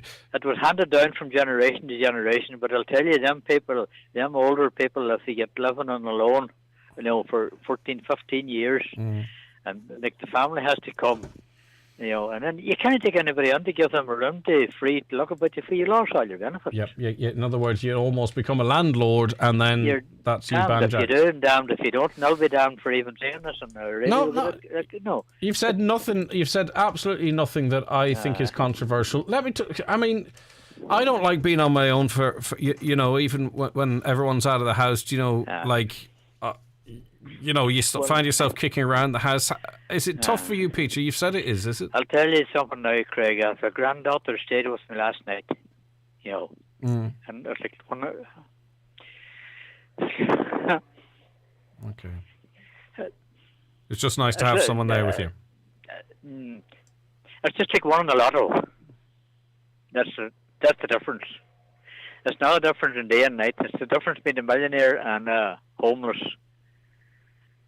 Just nice to have someone else in the house to chat to. Like, you know, she made a wee bite to eat and a cup of tea and a chat and, you know, and right enough for something in my computer, but that's grand. They're still there, like, you know. And at this stage, is this stage, Peter, is that the most important thing for you, the company? The loneliness in the company. You couldn't care less about the big house here, cleaning and people coming in and say, you have a lovely big house here. Jesus, I would nearly go into a caravan, but there are a lot of people in the same boat and they're afraid to say it, and their families, and then, you know. But then that's not the worst. Who do you leave it to then? Yeah, well. Then there's a problem. Yeah, well. The family is split up. Yeah, well, Craig, I was up in Kildare. Yeah. At the homeless time, the last time, a very friendly boy. I can't mention the hotel now. But he had 35 bedrooms, and I couldn't understand why he was always fully booked out. But he had them rented to the corporation in Dublin for, what was it, 3,100? No, 30,100 a month for a week, you know. And I was saying, God, I didn't get much homeless. He says there's only 6 of them occupied at any one time. And that's what he meant. He says the rest of them just using them for an address to get on the housing list. Well, do you ever consider yourself personally selling up, Peter, and moving into a village or something? Or I would move them all. Yeah. That's been honest with you. And a lot of other people would do the same. And a lot of them wouldn't, like, you know. I wouldn't force anybody into it. But it's having the choice, isn't it? Just having the choice, like, you know. It's sad, really, that all these, they're looking at different things, you know. They're just looking the wrong road. They built more of them, and you see that wee holiday home that I'm talking about down the road there. There's another 20 acres they could build away on it. Yeah. And it's beside the nursing unit, and the doctor wouldn't have to get into his car to go to visit you. You know, but if you look at Craig, if you look at Ukraine, right? I looked at it and I thought to myself, how come there none of them ones living in big houses like we are? It was all blocks of apartments, and they were all working, and they were all at a hub. I suppose we kind of saw the city end of it, Peter. There's a lot of villages and rural areas that were. I only seen 2 bungalows in the whole thing. Yeah. You know, No, I know what you're saying. I do know what you're saying, but we ought to sort of were showing what the cameras were pointed at. Peter, have you tried? Is there any sort of local groups or anything that you could get involved with? You know, any? I like I play ball, but sure, if that happened, that's gone with a way or two for a while. But you know, like, you know, no, I'm happy. Okay, good. That's all right. So I was getting a wee bit upset there myself. I was getting upset, to be honest with you, like, you know, but like, you know, the way young ones, you'll scowl about them, and God, it's great when they're there. Yeah. Of course. You know. Yeah. And then, of course, you don't want to be a burden either, and you'd never be a burden, Peter, but, you know, at the same time, I kind of have a wee bit of an insight into this, and I know at the same time, you know, everyone has to get on with their lives and all. The last thing I'm going to say to you, there's only one way I can put it, like, and I'm not looking for sympathy, is when your partner dies, who's the lucky one? Yeah, I know, but... The one that's left or the one that's away into heaven? How long have you been on your own now in that regard, Peter? No, it'll be 15 years now, 12th of July. And you still haven't... you don't get used to it. No, I'm not looking for something. I'm just looking at the way. But like, I know between Milton and Milford, like, I know about 30, 40 people in the same boat. Yeah, the exact same boat. Maybe half of them would be inclined to sort of go into a communal sort of way of living. I know and I can see the benefits of it. Look, Peter, thanks for listening. Stay in touch and. Listen to your program every day, like, you know, listening to it. The only time I must well tell you, you have said a wee while ago that you like criticism. Oh, come on then. Right. The only time I switch it over is on a Friday morning. Okay.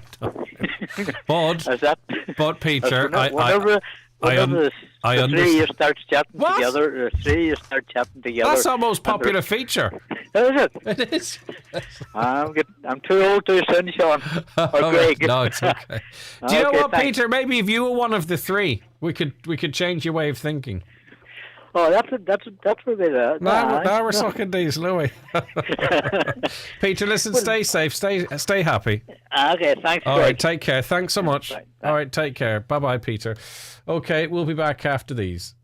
The Michael English Celebration Tour comes to the Millennium Forum Derry on Wednesday, May the 11th, and the Struhl Arts Centre Olma on Friday, May 20th. Come and join Michael and his super band for a spectacular musical extravaganza, a brand new tour of his best yet. Celebrate once again with a night of non-stop sing-along favourites. It's a show you simply won't want to miss. For more on the Derry show, see millenniumforum.co.uk, and for more on the Oma show, see struhlartcentre.co.uk. For details of all Michael's shows, see michaelenglish.ie. The Bluestack Special Needs Foundation presents its 20th anniversary Bluestack Challenge fundraising walk on the 21st of May.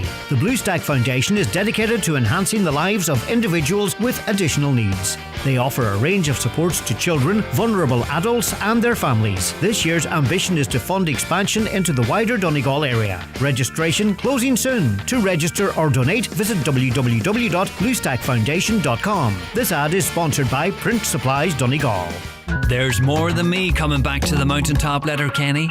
This month, Rest Takes Beds have just opened their brand new showroom. And if you're like me and you really appreciate a good night's sleep, these guys have brilliant ranges of beds and mattresses, and they have some great offers too. Call in and check out their new showroom, now open just beside us here at the Mountaintop in Letterkenny. Do you suffer from high cholesterol, menopause symptoms, digestive issues, anxiety, aches and pains, or a lack of energy?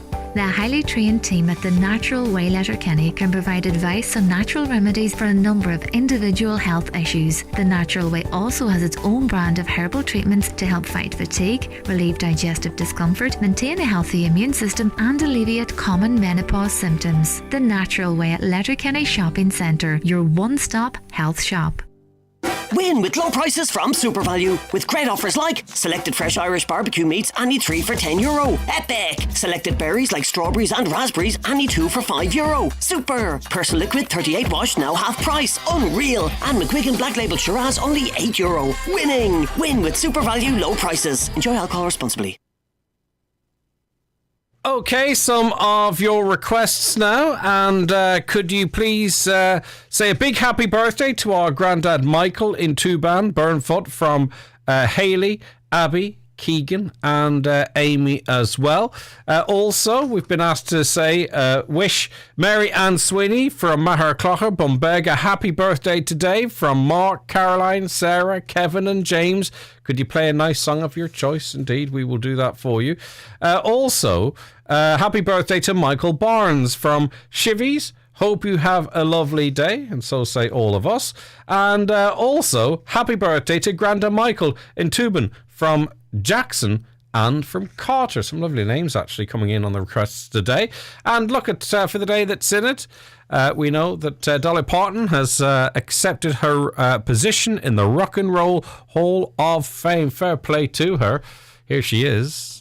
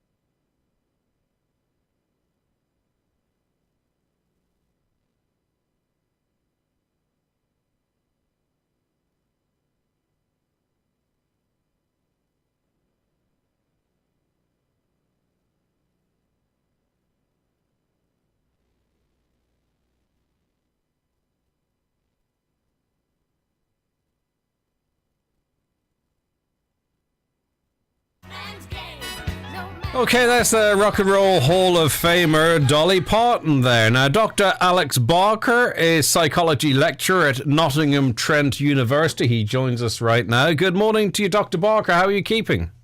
Hi, good morning. It's great to have you with us. Well, thank you. Great to see us. Right, okay. This is kind of an interesting one because I've talked about this on the programme before, but not quite how you have. So I'm interested to hear your views as a professional.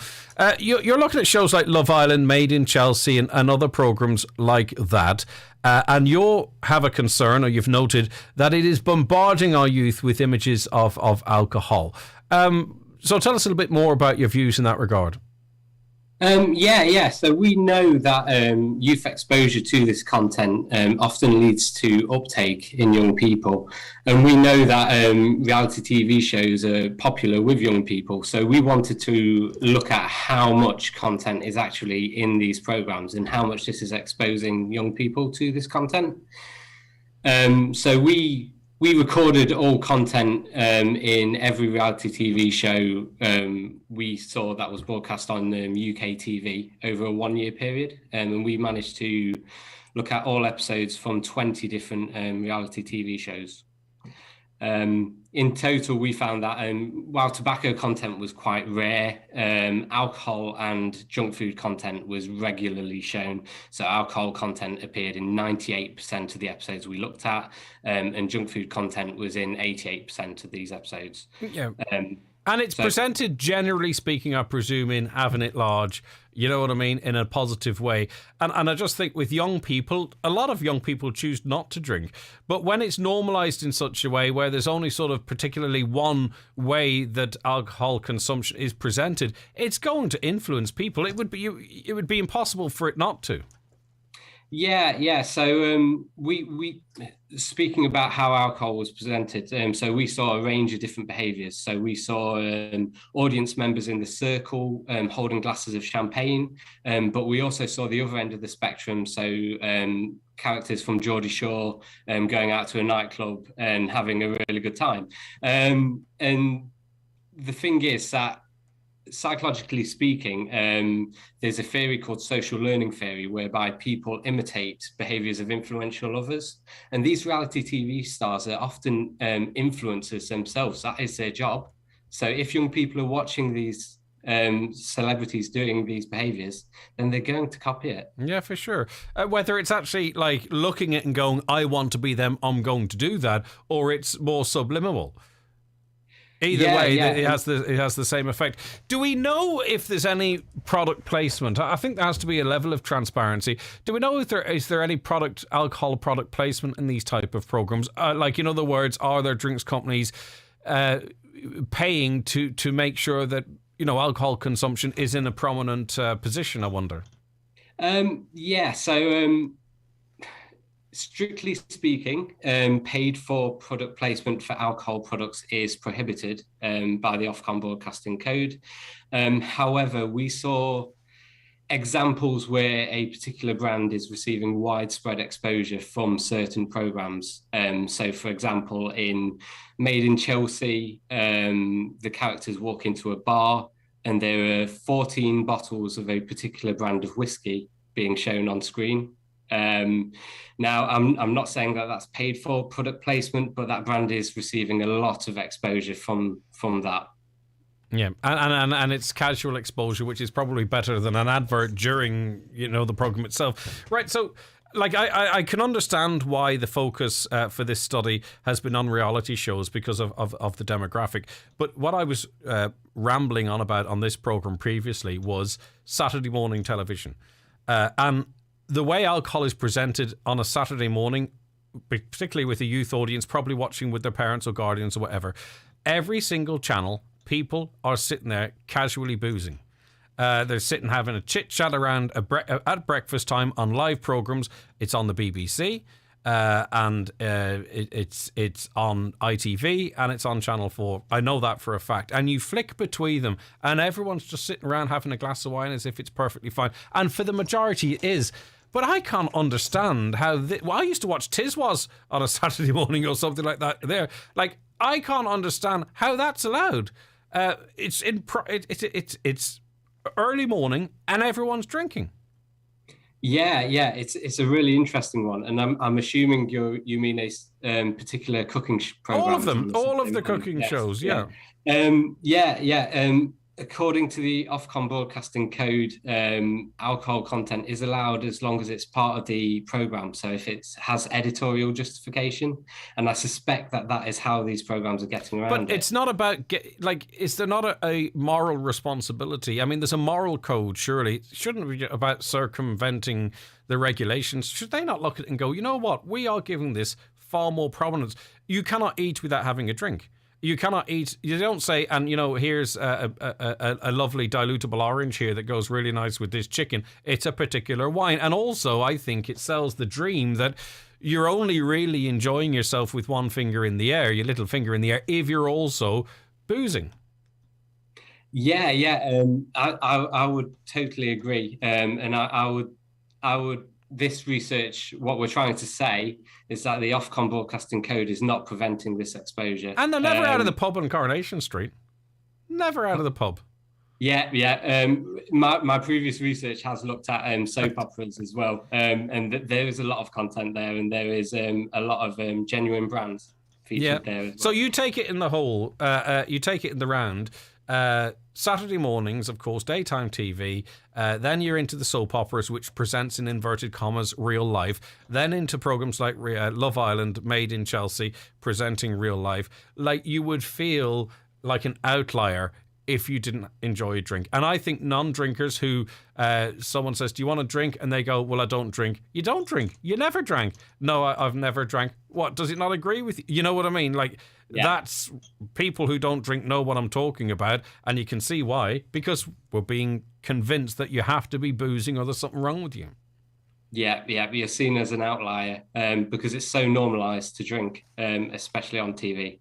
Yeah, right. And there is a connection. We know viewing alcohol content leads to alcohol use. That goes without saying. And listen, adults, 35-year-olds, whatever, they can make up their own minds. I think really we're talking about here people 14, 15 being really dragged into the industry.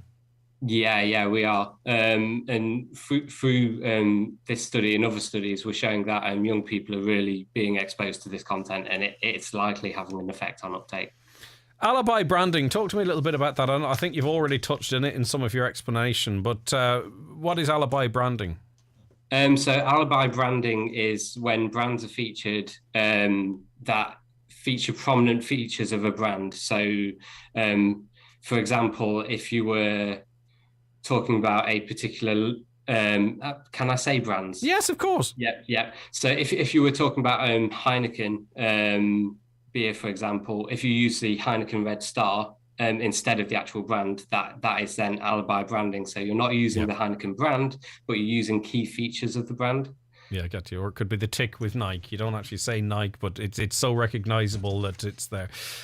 Is there any appetite for change in this regard? Because, I think the thing is, it's the majority of people, I think it's the majority of people who drink and drink responsibly, and they don't want you making them feel guilty for doing so or being a killjoy. I think really we're talking specifically about maybe people who feel that they're compelled to, or that a drink is a problem. Like, I would imagine if I were a recovering alcoholic, it's very difficult to watch TV, for example, because there's so much branding in it. What do you think needs to be done? Is there any appetite for change? So hopefully through these studies we're able to show that the Ofcom code isn't working and children are being exposed to this content. These findings will be communicated to Ofcom and we're hoping that they can listen.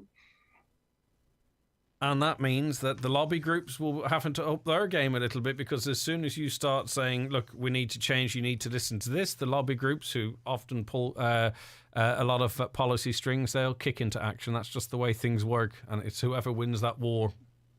Yeah. All right, Doctor, thanks for your time today. Great to speak to you. Thank you very much. Bye-bye. That's Dr. Alex Barker. What do you think? Now, I, by the way, enjoy drink. I'm not on any high moral ground here. I'm on about really younger people being exposed to it and maybe feel they don't have a choice. A lot of us made a choice and we could. So I'm not a white knight here on this, by the way. I just think that you're sitting there watching TV on a Saturday morning and it's just not the way it used to be. But I'm harking back to times that perhaps will never return. But what are your views? 086 60 25,000. 086 60 25,000. What half-wit is making a decision to increase our so-called military? How much good would 1 million soldiers be if Russia or China decided to send a nuclear warhead into Ireland? We would not have time to bless ourselves. Ask the children of Syria or Afghanistan, do we need to increase our army?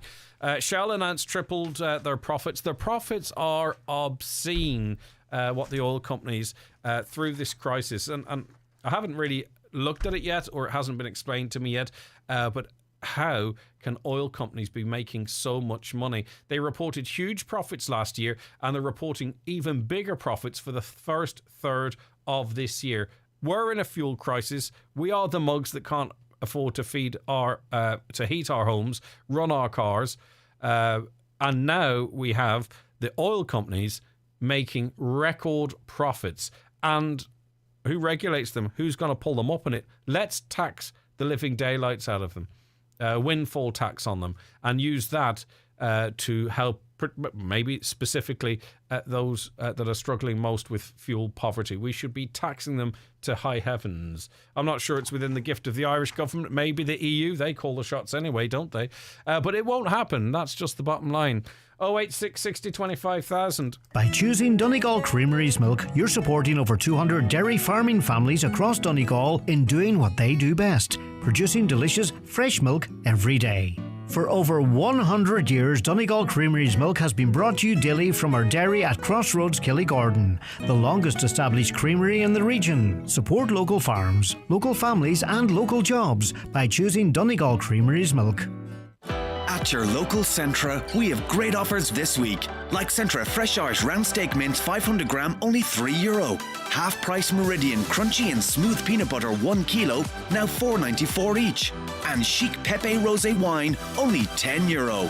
Centra. Live every day. Enjoy cold sensibly. At Hickey, Clark and Langan Insurance Brokers, they compare quotes from all the leading insurers, so you get a great price.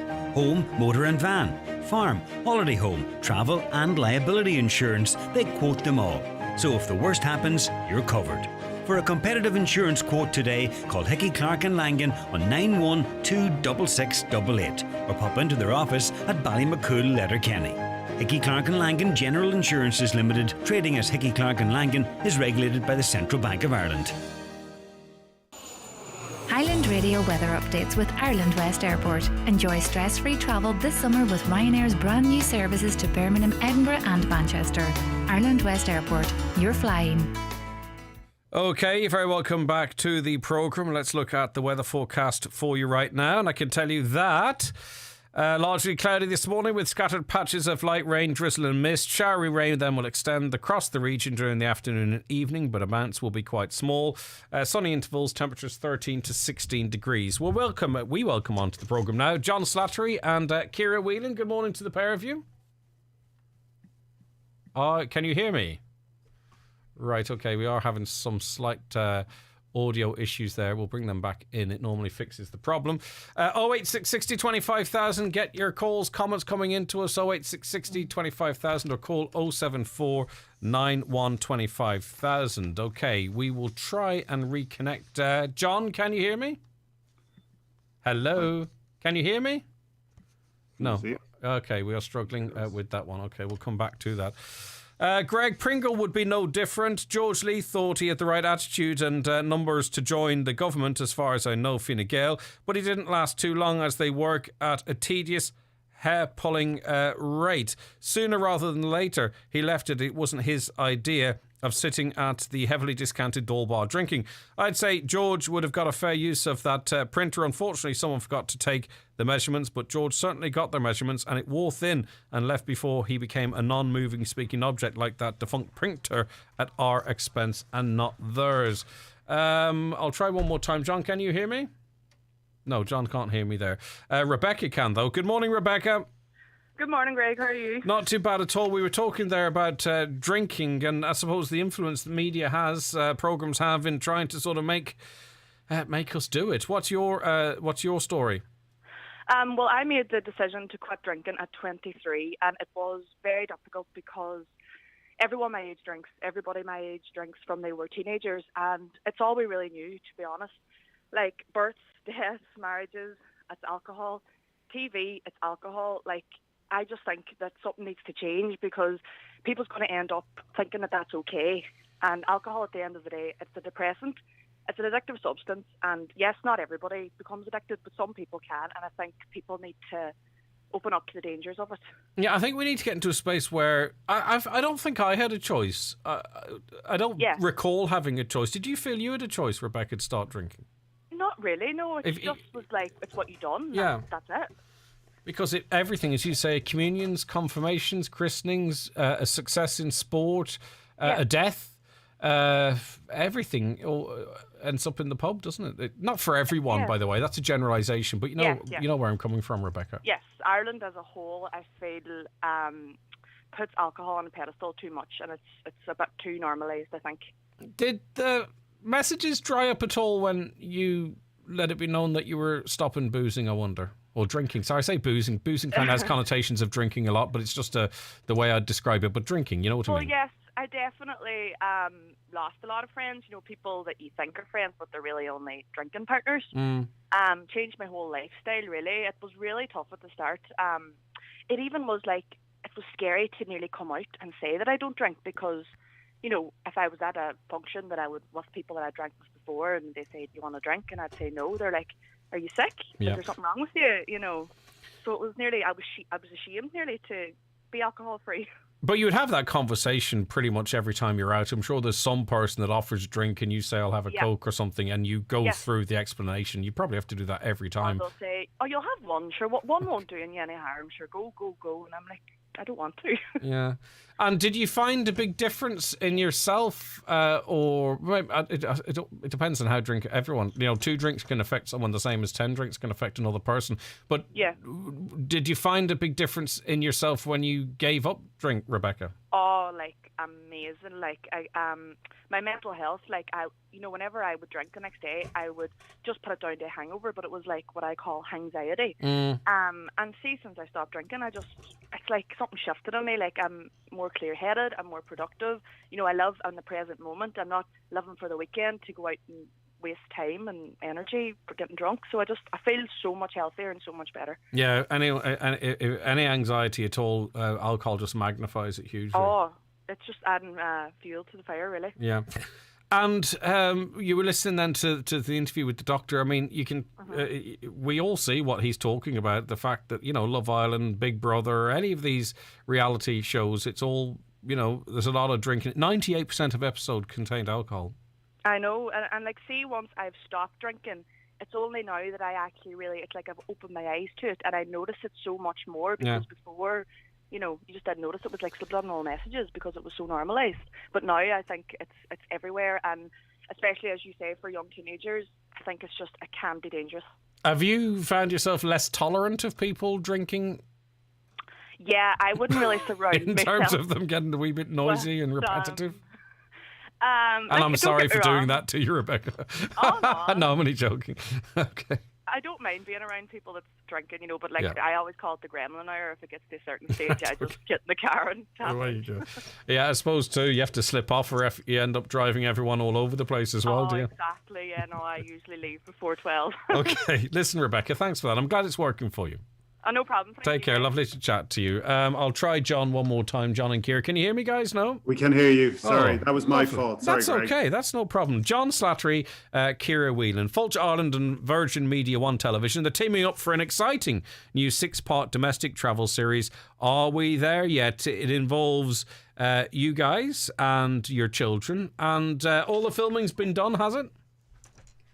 We're all done. Yeah, we spent loads of lovely days filming in Donegal. Can't wait to get back, actually. Yeah, your episode featuring Waterford and Donegal, it's the last episode. Nice to see you saved the best for last. That airs on Sunday the 15th of May. It's a bit of a different approach to a travel show. This is more relatable, is it? I think. Is that what you were hoping to achieve? That, it's... We get to see what you're doing, and probably for a lot of people with a family unit, as I say, it's probably more relatable. Yeah, I mean, I think it came from we used to do a show called The Holiday Show, which was on TV3 as it was back in the day. So it was myself and Keir went around the country because we're actually, at the time, we didn't make it really public that we were a couple. But we wanted to make a show that was more about the experience of going away on holidays and having a bit more crack and stuff like that. And this was kind of the next phase of that, really, to be honest with you, bringing the kids with us. Now it's complete carnage. That's what I'm saying. It's more relatable. Yeah. And I think that's it. I think, like, literally, we sit down sometimes watching it, because we produce it as well and kind of go, you could not write the script sometimes for what the kids say and what they do. And it's just like, we let it just happen. It's very much not a setup thing. Yeah, you want it to be authentic then, real life. Yes, absolutely. And the whole idea was that we just basically, we're followed going on holidays and all the carnage that comes with it, but seeing wonderful places around the country as well. I love the way you say holiday. Yeah, it's not a holiday. No. It's traveling with children. Ciara, what did you do in Donegal?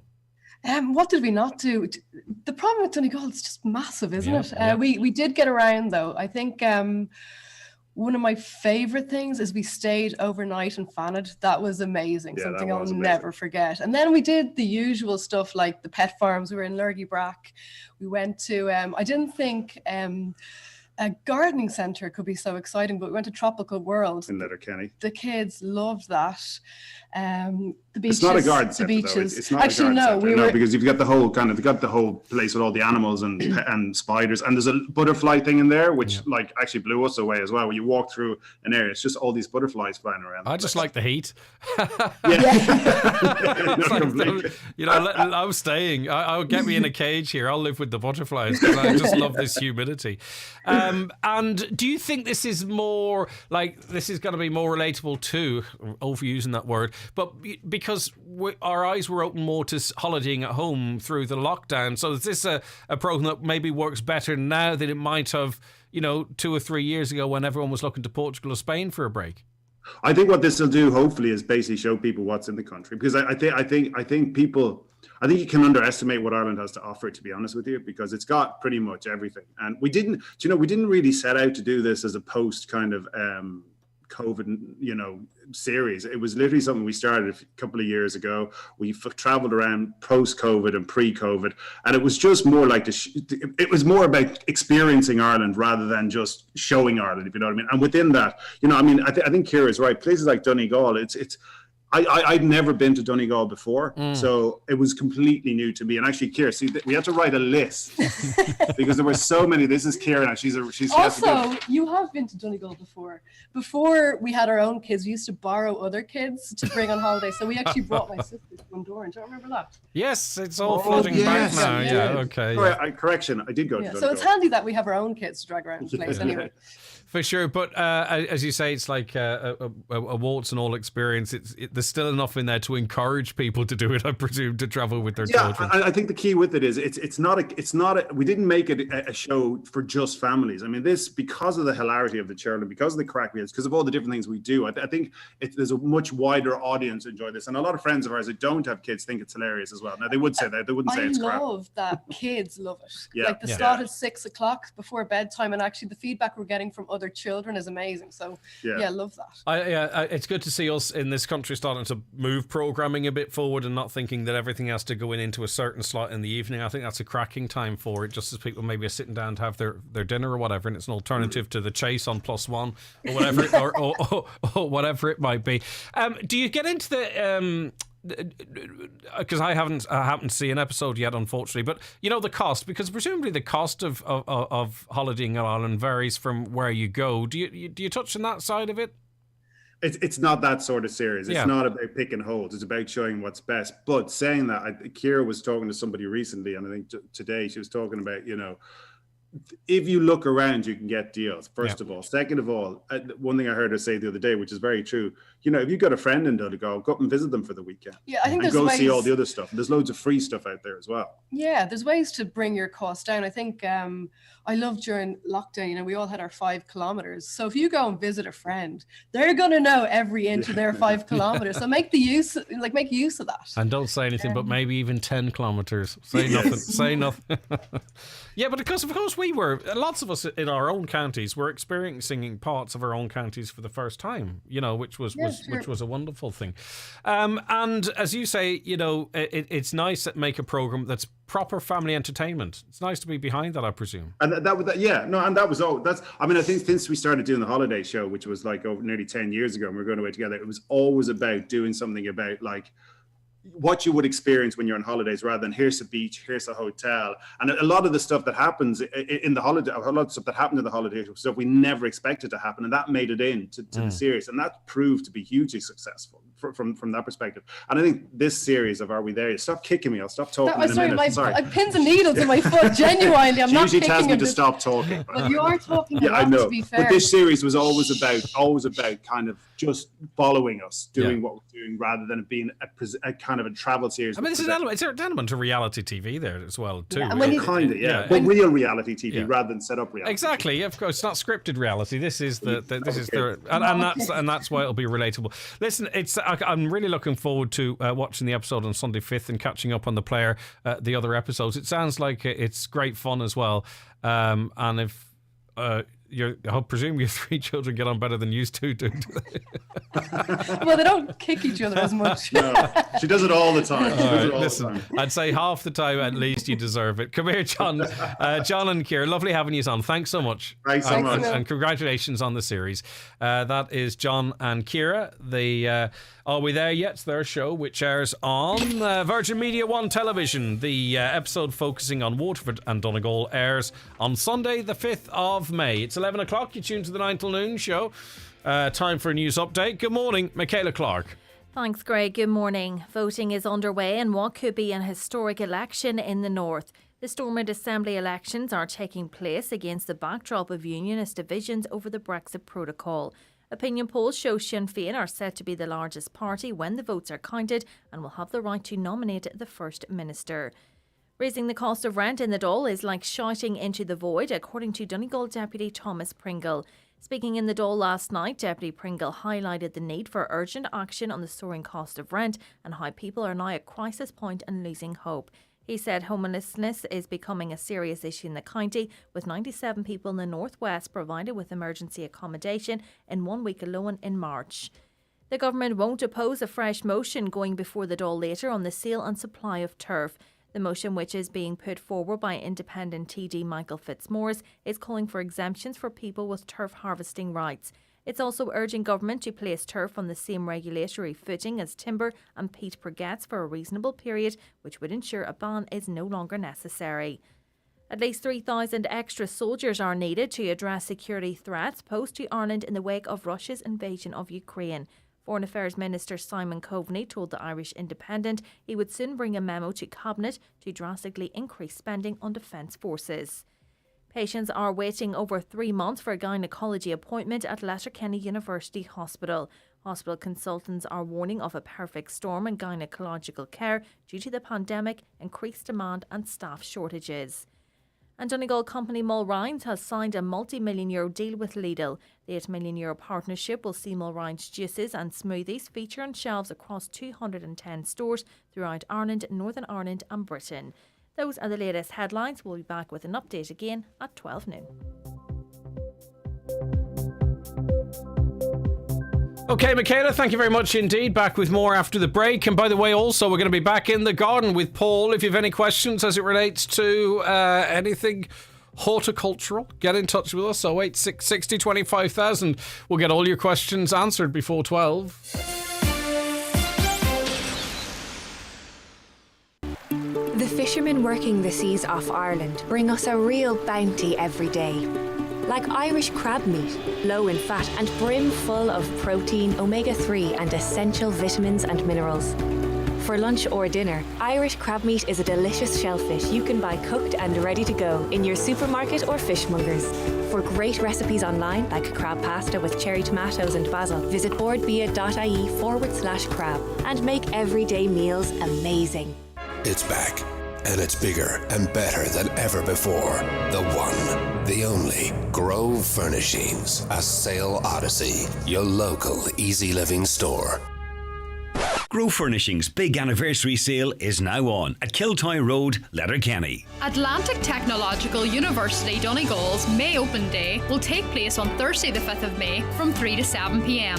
Join us on our Letterkenny campus to discover the wide range of course options available. With undergraduate, postgraduate and part-time offerings, soak in the atmosphere at Donegal's newest university. If you're not able to come in person, log on to our virtual open evening platform on Thursday from 3 to 7, where you'll be able to join live webinars, take a virtual tour and talk to academic and support staff. Atlantic Technological University. The future is here. Drivers, keep an eye out for the digital signs between Junction 4 Ballymun and Junction 9 Red Cow on the M50. The signs will be switched on to slow traffic in the event of a collision, roadworks, poor weather or congestion.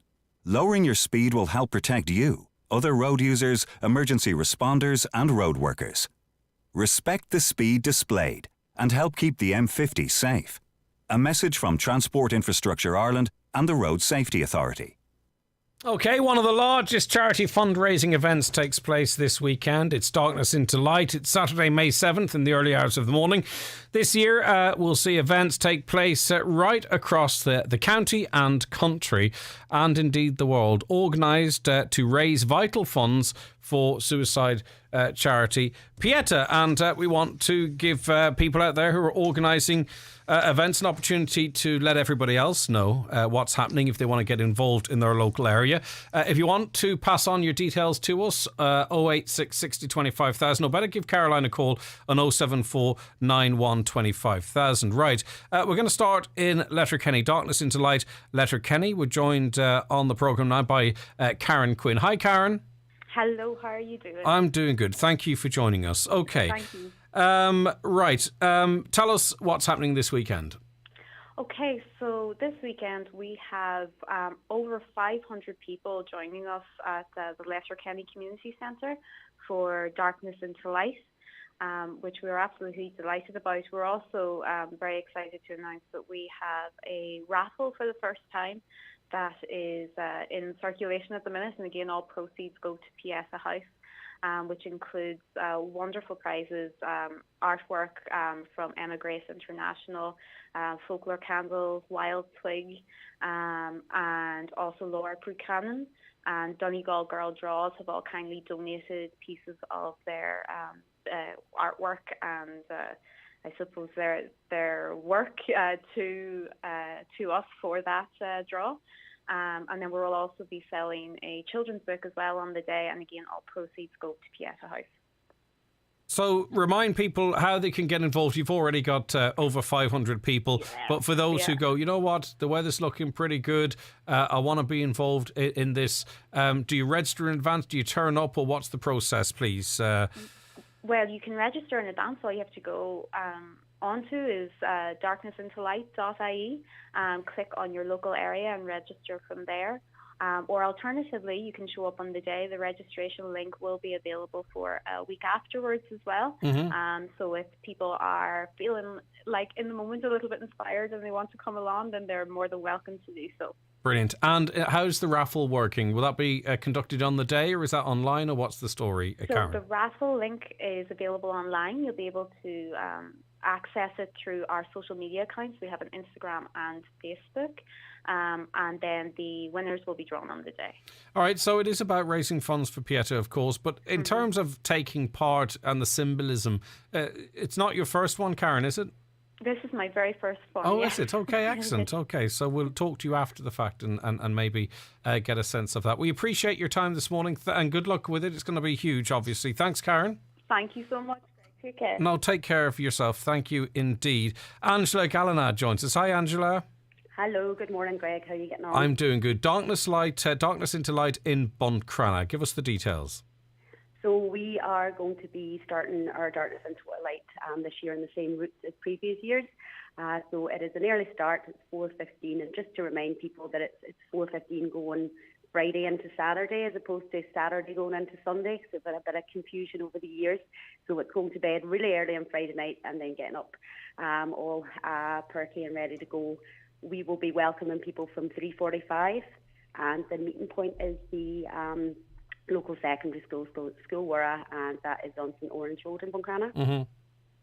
And there's something about it, isn't it? The literally beginning into darkness and the walk through light. It's a great way also to show support for all those affected, and it's those that are that have lost people as well.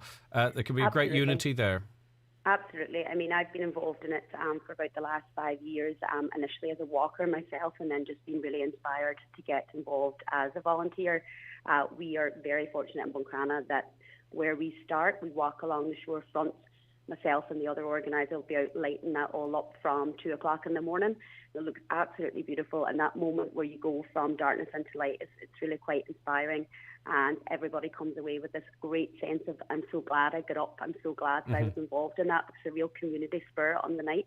All right. How long is the walk about? Obviously, it's up to people to turn whenever they wish, but to complete it all, Angela, how long is it? So it's 5 kilometres. We go along the shorefront path. We then head kind of through the town. Most people are well used to the routes, and we have it marshalled as well. It's all flat. It's wheelchair accessible. It's accessible for anyone of any fitness level. And really, it's a bit of a dander. It's an opportunity for people to reflect, for people to maybe have a chat to people. We also have the option of people coming along on their own, and there's a meeting point that they can meet up with other people if they want to do the walk, because not everybody has a buddy that wants to get up with them at 3:30 in the morning. So, it's very inclusive, and we encourage everyone to come along. I'm doing an event here in the Show Medical tomorrow where people can come and do cash registrations, because in the past we have been given the feedback that sometimes having to do online isn't for everybody. So people can come along here. I'm based in the Show Medical. We're in Ardravin Square in Buncrana, and I'll be here from 12:30 to 2:30 tomorrow for people to do the face-to-face registration. Okay. And the same as Letterkenny. If people just take a notion in the night because they suddenly wake up at 3 o'clock in the morning, as often some of us do, then they're so welcome to come down and just do a registration there and then, or to register in the week after the event. So it's very much the more the merrier. Obviously, the event has a certain significance in terms of standing in solidarity with people impacted by suicide and self-harm, and to do the fundraising for Pieta House. It's doing amazing work. But the reality is most people will leave the event thinking, yeah, I'm really glad I was involved in that. Okay. So just remind us one more time, the start time and location in the early hours of Saturday morning. Yep, so we are at School Wirra, which is on St Orange Road in Buncrana. We will be gathering from 3:45. There'll be a warm-up, just a little fun bit of warm-up with one of our local instructors around 4:10, and then we'll all set up 4:15 for our sunrise dander. So looking forward to seeing everybody, and if you've any apprehensions, then please come along. We're a really friendly team, and we will find you a walking buddy, and you'll have a really, really positive experience. Thank you, Angela, and best of luck with that. Okay, we're going now to Frances Ann. Hi, Frances. Hi, Greg. How are you? I'm good, thank you. Right, now a special event too being organised and inviting people to take part in. Talk to us about it, its location, start time again. This is our first year having a walk. We're going to be gathering at Hooked down at the boardwalk in Carrigart. So we're really looking forward to getting this event up and running after many years of cancellations with COVID. So it's 4:15 at the boardwalk down in Carrigart. And this is a particularly nice walk. They all are nice, but you're kind of walking to the sunrise as well with that walk, aren't you? Yes, our walk is going to entail a beach walk. So we'll be starting off on the boardwalk, slipping onto the beach, round the point, along the beach, and back up the boardwalk again, finishing up at Hooked. Now, you also have a second route for those with mobility issues or in a wheelchair or pram users? Yes, anybody that has a mobility issue, pram, wheelchair, we will accommodate them as well. Rather than going the full walk along the beach, they're more than welcome just to walk along the boardwalk itself and still get the sunrise at the end of the boardwalk. Anybody that has any mobility issues, if they just let one of the committee members know, then we can accommodate them 100%. Okay, loads of parking, lovely walk. darknessintolight.ie if you want to register, and click the MEVA Darkness into Light walk on the boardwalk. Or again, if people take a notion in the early hours of Saturday morning, Frances Ann, they won't be turned away. Again, on the morning we will have a registration there, so everybody's more than welcome. If they decide on the morning, it's a lovely morning, to come out and join us, they're more than welcome. All right, more the merrier. And this is your first one as well, is it, Frances Ann? This is our first walk, yes. So the committee's a bit nervous, but we'll learn onwards and upwards from here on in, and we're delighted that we can actually have it in the area because it's just such a beautiful event, and it's going to be such a wonderful community event. So it's great to have the community come out and support and know that people aren't alone. Oh yeah, and it'll be a big turnout because every community is affected by the issues we're talking about. Thanks, Francis Anne. Enjoy it. No bother. Thanks very much, Greg. Take Thank care. you. Bye-bye. Nice to have you on the programme. Michael Doherty is with us now. Hi, Michael. Greg, how's it going? I'm doing fantastic. Right, this is slightly longer walk we're talking about here. Slightly longer. We left Muzzin Head on Sunday. We're doing a Muzzin to Malin Head, an area Piety House, and inside on the show in Buncrana. We started on Sunday, and we left there, and there's actually 4 of us involved in it. Yeah, there's you, Michael Doherty. There's Patrick Doherty from Clúnta, Gareth Monagle from Malin Town, Liam Douglas from Culdaff, and yourself, of course. That's correct, yeah. And we're doing probably close to 90 mile a day, split between 4 of it. It's roughly just over 22 mile a day. I'm just actually outside Letterkenny at the minute here. Brilliant. Just, going down into the dry arch here. All right, so anyone passing, give you a toot. How's it been going? It's a long walk, even doing it in legs.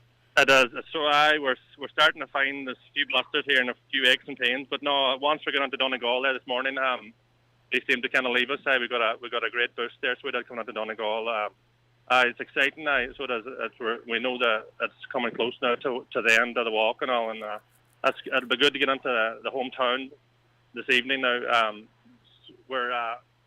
we're hoping to be we're approximately will be in Buncrana this evening between 2 and 3 o'clock. Brilliant. And Clonmany this evening around 6 o'clock. Okay, so we want a big welcome for you coming home. It's a huge undertaking coming from Mizzen to Malin. And how can people support you and help raise these funds for Pieta and Insight Inishowen? There is a GoFundMe page set up there, Greg. So there is it's Mizzen Head to Malin Head 2022 is our GoFundMe page. There is some sponsorships around the local businesses there as well.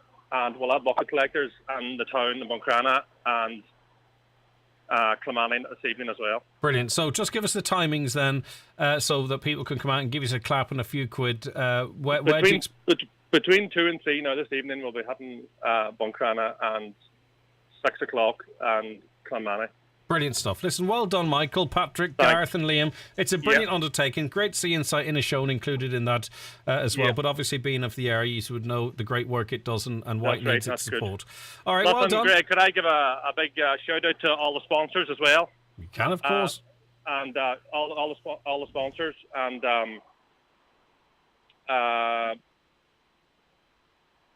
all the sponsors, all the committee that got this whole thing up and running, and our support team here as well, and anybody donated so far. That's another thing. We're doing the Darkness Unto Light as well. That's Saturday morning. We will be at the Star of the Sea Church in Malin Head at 4 o'clock, leaving 4 o'clock, going to the tower in Malin Head. That's Saturday morning. And there'll be shuttle buses laid on for people coming back again to the church in Malin Head. Okay, love, that's literally something you can do in your sleep after walking from Mizzen. Listen, well done, Michael. Best wishes to the lads as well, Patrick, Gareth and Liam. It's a great achievement. Thank you so much for joining us. Thanks for the time, Greg. Well done to you. Well done. Okay, thank you so much indeed. Right, over to the east of the county now, and Ballabafay Stranora. Leah Furman joins us. Hi, Leah. No, Leah's gone. Line 3. We'll get to that in a moment. Okay. If you have anything else you want included in this item, 086 60 25,000. We'll get Leah back on, but in the meantime, we're going to go to Eamon, Darkness into Light. Guidor, good morning to you, Eamon.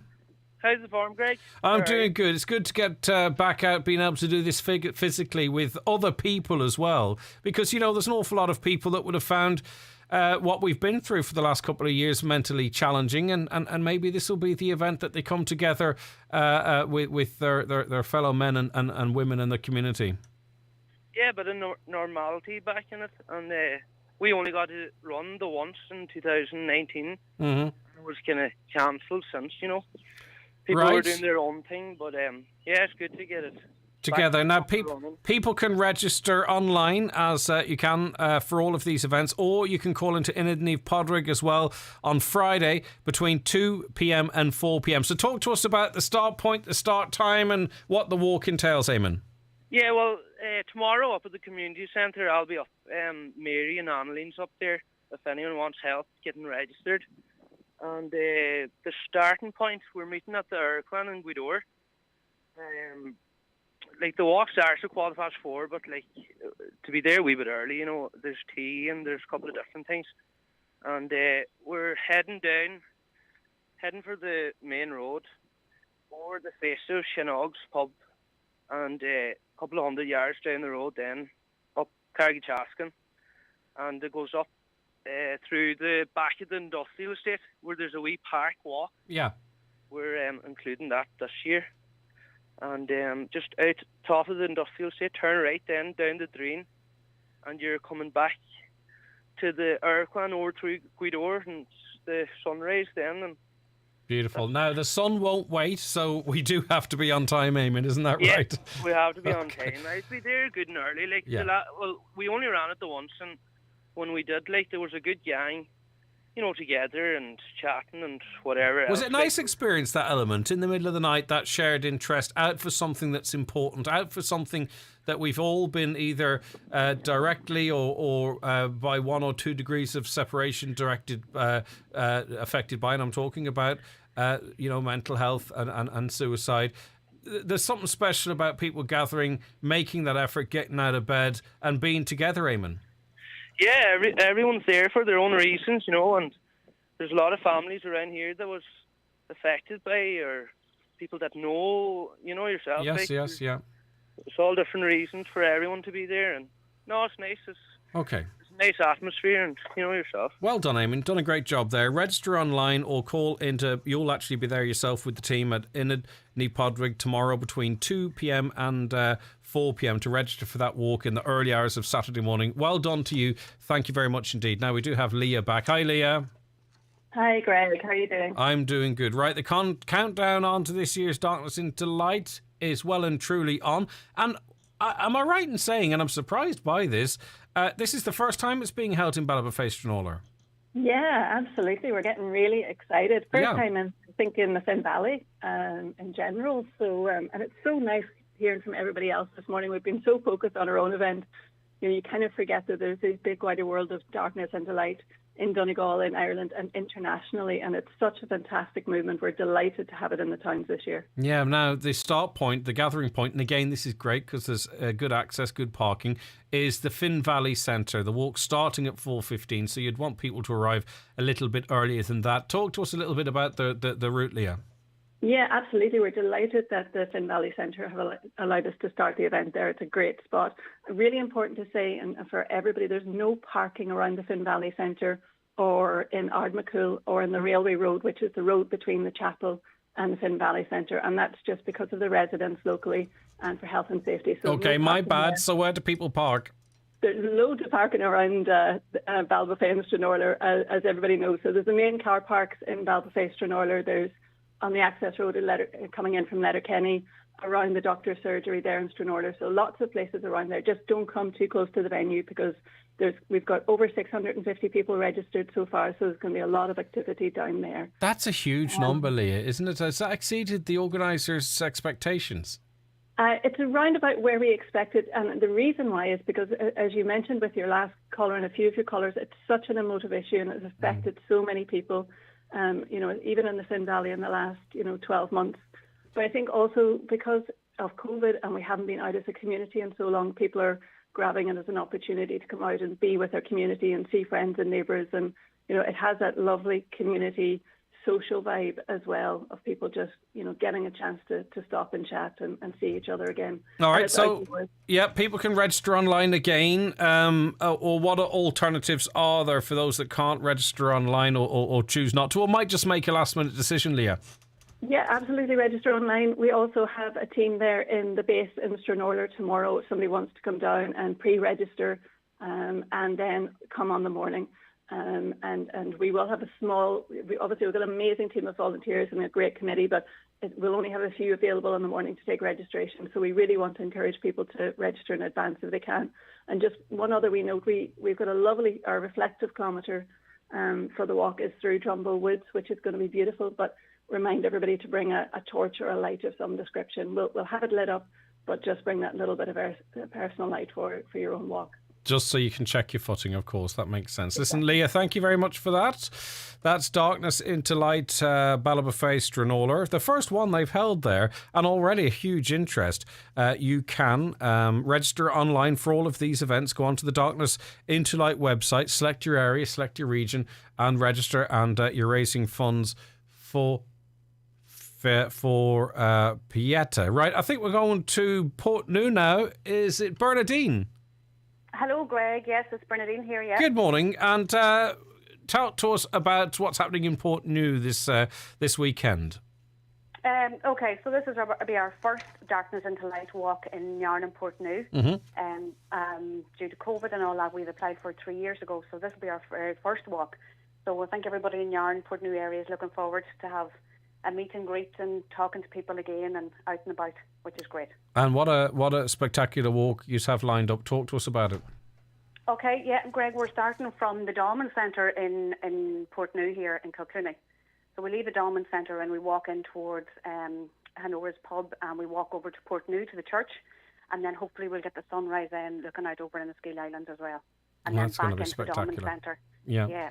And obviously, as I've mentioned, I'm repeating myself a little bit here, but it's important. People can register online. Any other options locally, Bernadine, or is that your preference that people register online? Yeah, it's recommended, Greg, that everybody to register online. So we do have a small window between 3:30, 3:45 for people to register at the Damen Centre that morning, for people who have difficulties maybe of registering online and things like that, just to help everybody out, to give everybody a chance. Brilliant. Okay. Sounds lovely. It's its first one. Hopefully there's a huge turnout. I'm sure there will. And I can't wait for all the pictures on Saturday morning. It's lovely, when you start seeing people fill their social medias with these beautiful pictures. Hopefully the weather plays its part, but nonetheless they're always really, really striking, and it's really meaningful. Bernadine, really thanks. meaningful, yes.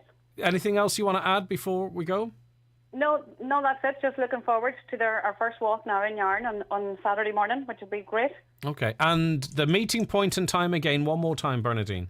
So the meeting point is at the Damen Centre, and meeting point leaving the Damen Centre at 4:15 a.m. Leaving at 4:15 a.m. Okay. Leaving at 4:15 a.m. Bernadine Boyle, thank you so much. Lovely to chat to you. Thank you very much indeed. Now, obviously, everyone is, people feel differently.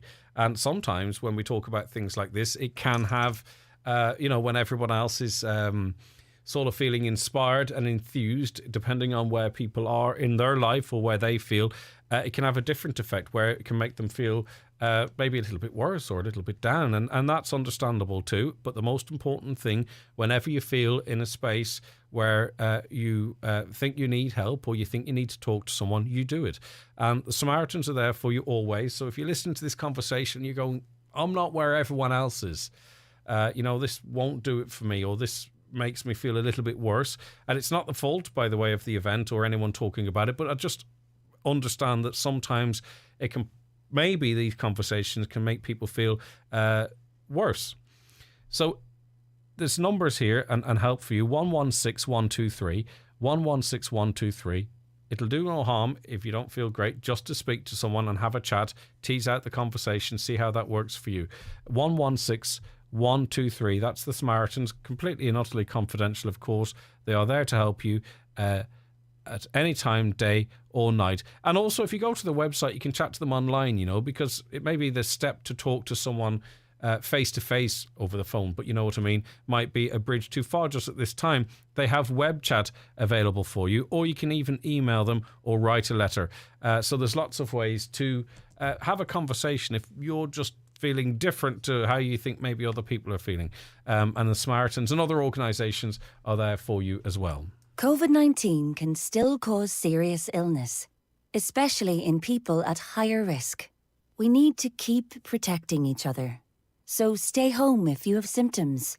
Wear a mask in healthcare settings, public transport, and busy places. Let fresh air in if you're meeting indoors. Keep hands clean. And get a COVID-19 vaccine and booster. Let's keep looking out for each other. From the HSE, for us all. You can do pretty much anything in just a few taps. Buy a car, book a holiday, and now you can even apply for a permanent TSB digital current account in-app in minutes. It's quick, it's mobile, it's the start of making your everyday banking easier. Now that's permanent support. Application in your sole name for over 18 personal customers and residents of the Republic of Ireland only. Qualifying criteria, terms and conditions apply. Permanent TSB PLC is regulated by the Central Bank of Ireland. At M&S Food, you'll find loads of quality products, all at a new lower price. Like our traceable lean Irish mince beef, just €4, perfect for a cottage pie. Rich tea biscuits, just 30 cents, perfect with a cup of tea. And 4 crisp, juicy Braeburn apples, just €1.50. And the best bit? There's absolutely no compromise on quality or taste. Look out for our new lower prices. Just one of the ways to save with M&S Food. Subject to availability, new lower price since March 31st. See in store for details. Are you ready for a role or a career with one of Ireland's leading food companies? Due to a further developed business base in Donegal, Glanbia are looking for a door-to-door milk agent to service the Ballybuffet, Stranorlar, Killygordon, Castlefin, Drumkeen and Glenfin areas. To apply for this exciting role, forward your CV to pburns@glanbia.ie. That's PBYRNES @glanbia.ie or call 087 2533 054. Donegal's Ulster Championship campaign continues this Sunday in Clonus, with Declan Boner's side looking to book a place in the provincial final. But to make the decider, they'll first have to overcome Cavan. Join Oisín Kelly and Brendan Kilcoyne for the build-up and full live match commentary from St Tiernock's Park on Sunday afternoon. Donegal action in the Ulster Championship is brought to you by Highland Motors Letterkenny, your main Renault and Dacia dealer in Donegal, with the iconic Dacia Duster, the family SUV for all your adventures. Available in diesel and petrol from just €189 per month. Order yours today. Lending terms and conditions apply. See Renault.ie. Okay, welcoming into studio now, Paul McLaughlin of Ballachdor Garden Centre. Actually, Paul, I'll come to you. I just have one more quick ad break to take. Paul's joining us in about 2 minutes, right? Get your questions in if you want them answered, and we'll have a proper chat with Paul after we take these messages. It's the Right Price Tiles and Wood Flooring half-price sale. Get up to 50% off everything in store. All kitchen and bathroom tiles, all wood flooring, all bathware, all cladding. Everything's reduced. It's our biggest ever sale. The Right Price Tiles and Wood Flooring half-price sale. Stores nationwide. Sale extended until Sunday. Sportswear for women at Brian McCormick Sports and Leisure in fresh new colours and styles. Nike Pro tees and vests with matching shorts and fitness tights, perfect for working out or just for that leisure look. Under Armour offers new colours, quarter zip tops, t-shirts with matching shorts in different lengths. Complete your fitness look with the latest footwear from Nike, Asics and Brooks. Look the part, play the part, in store or online. Click and collect on bmcsports.ie. As we move into spring, it's time that we look after what is precious to us. Are you struggling with your hearing? Your hearing is an essential part of your everyday living. Hearing is our social sense and connects you to friends and family. At Connect Hearing, we are here for you with our clinics at Courtyard Shopping Centre Letterkenny and Joyce's Chiropody Clinic in Dunlow. Our centres are open Monday to Friday, where you can avail of our hearing test, wax removal and repair services. Connect Hearing, connecting you to life.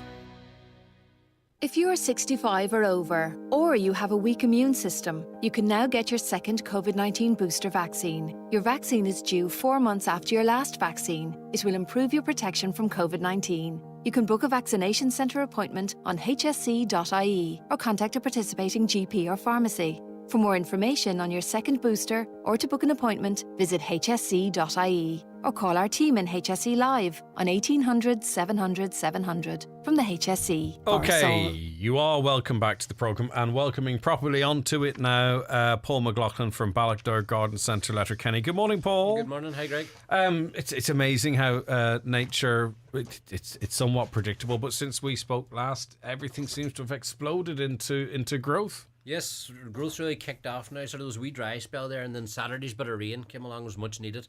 Started to get growth going and everything, and you just see everything's just bursting into life at the minute. Yeah, there's a difference of opinion whether you go in terms of gardening sense or other senses as to when summer starts. From your perspective, are we in summer now? Pretty much, the start of May really is our kicking off time. Like, we should be crazy busy through the month of May. So we should just start a bed and plant season it's just when everybody's getting out and about and getting enthusiastic about their gardens. Yeah, is it time to start looking at your window boxes, your flower pots, your bedding plants more generally? Pretty much, I would say maybe another week. Be no harm. There's actually no frost forecast this week, but we'll see what next week. But once you get past next week, definitely you should be good to go. And in terms of the grass growth, people might be going out doing the first cut if they're lucky enough to have a lawn, not really happy with what they see, maybe a bit mossy, a bit patchy, or is now a good time to feed the lawn or feed your grass? Yeah, now's a perfect time. Like I say, after the weekend's rain there, the growth has really kicked off. So whenever a lawn's actively growing is probably the best time to feed it. So general fertilizer, and it's a good time as well if you want to do some sort of moss treatment on your garden. All right. Hardening of tender vegetables. What are we talking about there? Yes, pretty much vegetables have been grown them inside in your greenhouse. So actually your cabbages, cauliflowers, that sort of stuff is ready to go out now, but they're not particularly frost tolerant. So what people do there, your seasoned gardeners, they take them from the greenhouse every morning, put them outside, and let them basically get acclimatized to outside, put them in the evening if there's any risk of frost, and then after about a week of that, they're acclimatized to outside and they're ready to go. Are you starting to see people being more, say, generally considerate of nature, of the environment and how they garden? Like, has there been a bit of a shift over the last number of years? Yeah, the last couple of years, people are very much becoming more aware of the importance of gardening with nature in mind, and the like gardening for pollinators, that sort of stuff. So what does that mean if someone wants to get involved in that? If somebody wants to get involved in that, there's actually a great website. It's called pollinators.ie. Basically, it's a government-sponsored thing, which gives you great hints and tips on how to do it, even from something as simple as not mowing your grass as often, leaving a wee bit of your garden sort of a wee bit untidier, where the native plants can sort of sprout and actually provide food and sustenance for pollinating insects through this period. And is there a way to do that in that it looks organised, if you know what I mean? Because obviously, people go to the bother of putting down the topsoil and sowing it, and it's out the front or side of the house, and you cut it and it looks lovely. Do you know what I'm on about? Yeah. So you have to sacrifice that to some extent to become a more considerate gardener then, do you? To an extent, but if you actually make sort of different plant choices that can be as ornamental plants, but just to suit better for the more native environment that we have. Yeah. Stuff like any sort of stuff bred over the last few years, autumn's bred for the show of the flower, and a lot of them are classed as double flowers, which means they've almost a flower inside the flower. And what that does, it prevents an insect getting inside it. Yeah. The centre's too dense. So if you make sort of more sort of informed plant choices, all the time you can get that manicured look while still organised chaos. Pretty much, yeah. Okay. Now, as I say, and I always say, not everyone has a garden, but people want to do their bit. You don't actually have to have a lawn or a big garden to do your bit for the pollinators. Absolutely not, no. A lot of the time, providing food for them is a great thing, but actually providing shelter as well. So you might have an area where you could actually put up a bee hotel. You get sort of the ideas how to make them on the internet and that sort of thing, but it's just like almost like a wee birdhouse, but it's just this inside set up differently. And even by putting out a window box or a pot at the back door, something like that there, even herbs are perfect actually. They have great flowers for pollinators. So even that there, like on a very small scale, you're doing your bit to help. Yeah, and everyone's doing their bit. So talk to me then, if I wanted to make a pot at the back of the house or on a windowsill, and I've obviously limited space, what's the best way to say, right, I'm really doing something here? What size would it be? How would you make it? What would you put in it? Pretty much for a decent sized pot, you're chatting about someone say 50 centimeters across, which is about a foot and a half, so a decent sized pot. And obviously whatever space you have available. Fill it with compost. Basically, you can go peat free if you want particularly. Multi-purpose is grand too. Then actually herbs is quite good. Do you need to put anything at the bottom? Like I often see people put stones at the bottom of these pots. It does help with drainage, and our climate as well. Putting stones at the bottom of the pot helps a lot in the sense that it makes the bottom heavier. It lowers the centre of gravity in your pot. But it doesn't have to be any particular stone, does it? Not at all. Anything heavy. Okay. Just lowers the centre of gravity and actually stops the pot blowing over in the wind. Okay. So it does. So fill it then with your soil or compost of choice. Yes. Plant what? If you're going for ornamental sort of stuff, there's a plant called biddens. There's a wee bedding plant. It's like a trailing plant. Yeah. Very, very good for pollinators, that sort of stuff. Cosmos is very good as well. It's not a native plant, but it's actually very good. The pollinators seem to react very well to it. And if you want to go sort of more edible, if you're having the back door, herbs is perfect. Yeah, I didn't associate herbs with pollination. Yeah, I don't know. The likes of rosemary there, thyme, that sort of stuff, all wee sort of flowers on it. And they're all highly scented, so they attract the pollinators very well. Do they then, if a lot of people are afraid of the buzzing and stuff, you do that, you are going to attract a bit of that, but that's nature, isn't it? You have to live with it. It's nature, exactly. And the whole thing about a bee is, like, if you don't come near the bee, it's not going to come near you. No, that's what Dad used to say, but I don't trust that. I don't believe that. Yeah, no, it seems to work out all right. Wasps sort of in August, September can be a different story altogether. They're getting a bit cranky or crabbed. All right, that's just a run through of some of the stuff you could be looking at the moment. 086 60 25,000. If you've more specific questions for Paul, 086 60 25,000. I have an old stone building I want to convert into an apartment. It has had ivy on it for a number of years. I can't pull it off because it is attached to the stonework. How would I remove it? Probably ivy in an old stone building like that. A lot of time gives a building character, so yeah, it'll be quite nice on it. But obviously, if you don't want to interfere with the stonework, the best thing to do is just thyme. Cut it off at the bottom of the stem and actually just leave it. Like cut a 6-inch section out of it, so it can't rejoin itself, and that'll actually weaken the whole plant. So when it's attached to the stone, it's not feeding off that. That's just it gripping to it. Its food source is coming from the base. It's coming from the base. It does take a certain amount of moisture out of the stone, but no, for the most part, it's coming from the base. So if you cut it at the base and leave it, then maybe 9 months or a year, it actually sort of wilts it. It loosens its grip, basically. Yeah, So and make it much easier to take off. Yeah. Okay. And people, if you ever see ivy strangling on a tree, that's what people generally just cut the ivy, let it die back for a while, and then remove it. And that's not. It's more of a structural question than a gardening question. But does it damage blockwork, or have you heard stories of it? I mean, how deep into the blockwork might it go? Well, to be honest, actually, the front of my house is covered in ivy. Yeah. So it is, and it doesn't seem to do a whole lot. The bigger fear a lot of people have, if it's getting around windows and stuff, it's actually spiders coming in if you have the windows open and that sort of thing. But no, like I say, I have ivy in front of my house. Houses are full of spiders anyway. True. I mean, those webs aren't being cast themselves in the middle of the night, are they?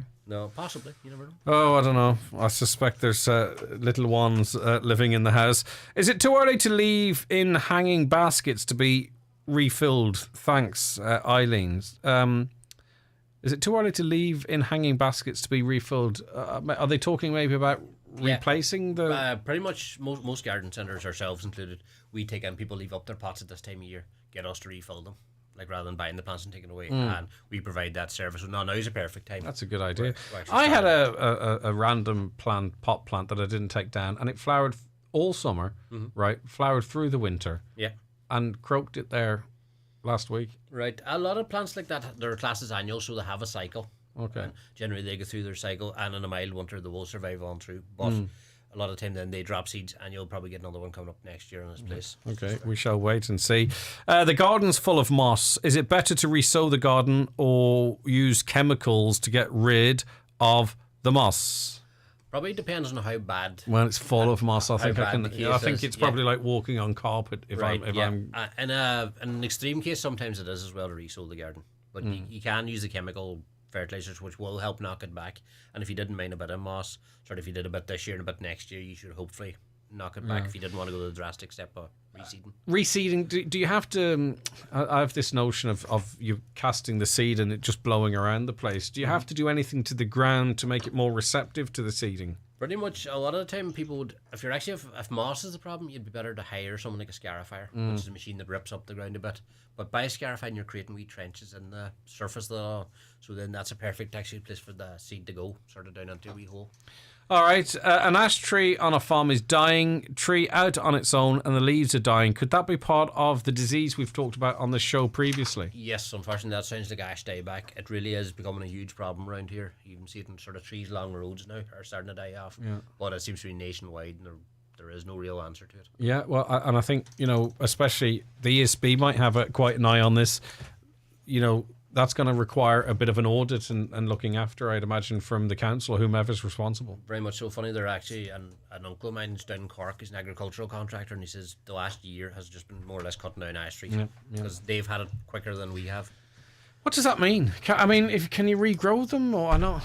Pretty much the likes of, at the minute, they're trying to work on them genetically to see if they can find a plant that is actually resistant to the disease. Yeah. Because the last 200 plants we had, we actually sent up to UCD.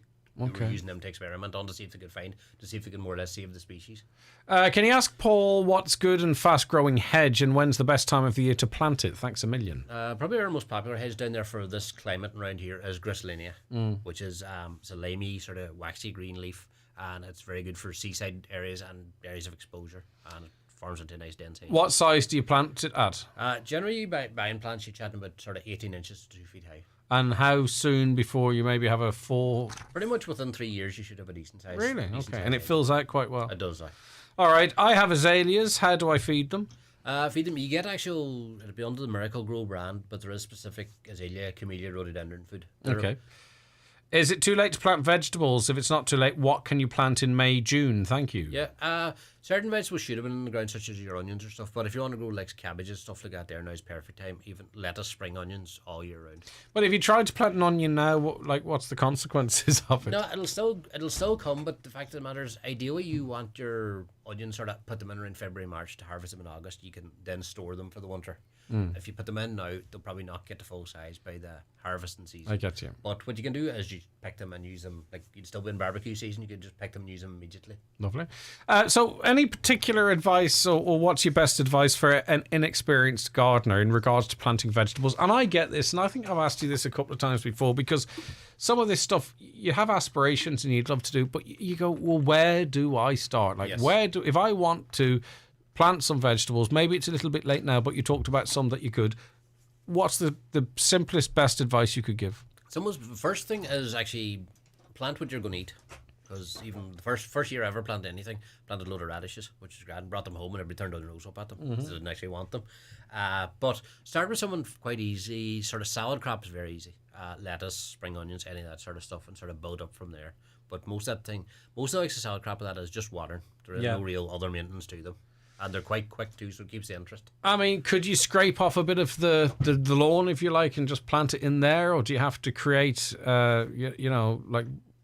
Yeah, you can just start as simply as that. Scrape off the top of the lawn, give it a dig over, and set stuff directly into the ground. Okay. A lot of people are starting at the minute, it's called zero dig gardening, where they actually cover the ground in cardboard to see if it's even taking the top off, and putting a wee bit of extra soil on top of it, say 6 inches. Yeah. Plant into that, and as the cardboard disintegrates over the year, it actually brings the soil into play below it. Wow, okay, that's interesting. That's a bit of a long game. It's not. It's actually surprisingly effective quite quickly. Okay.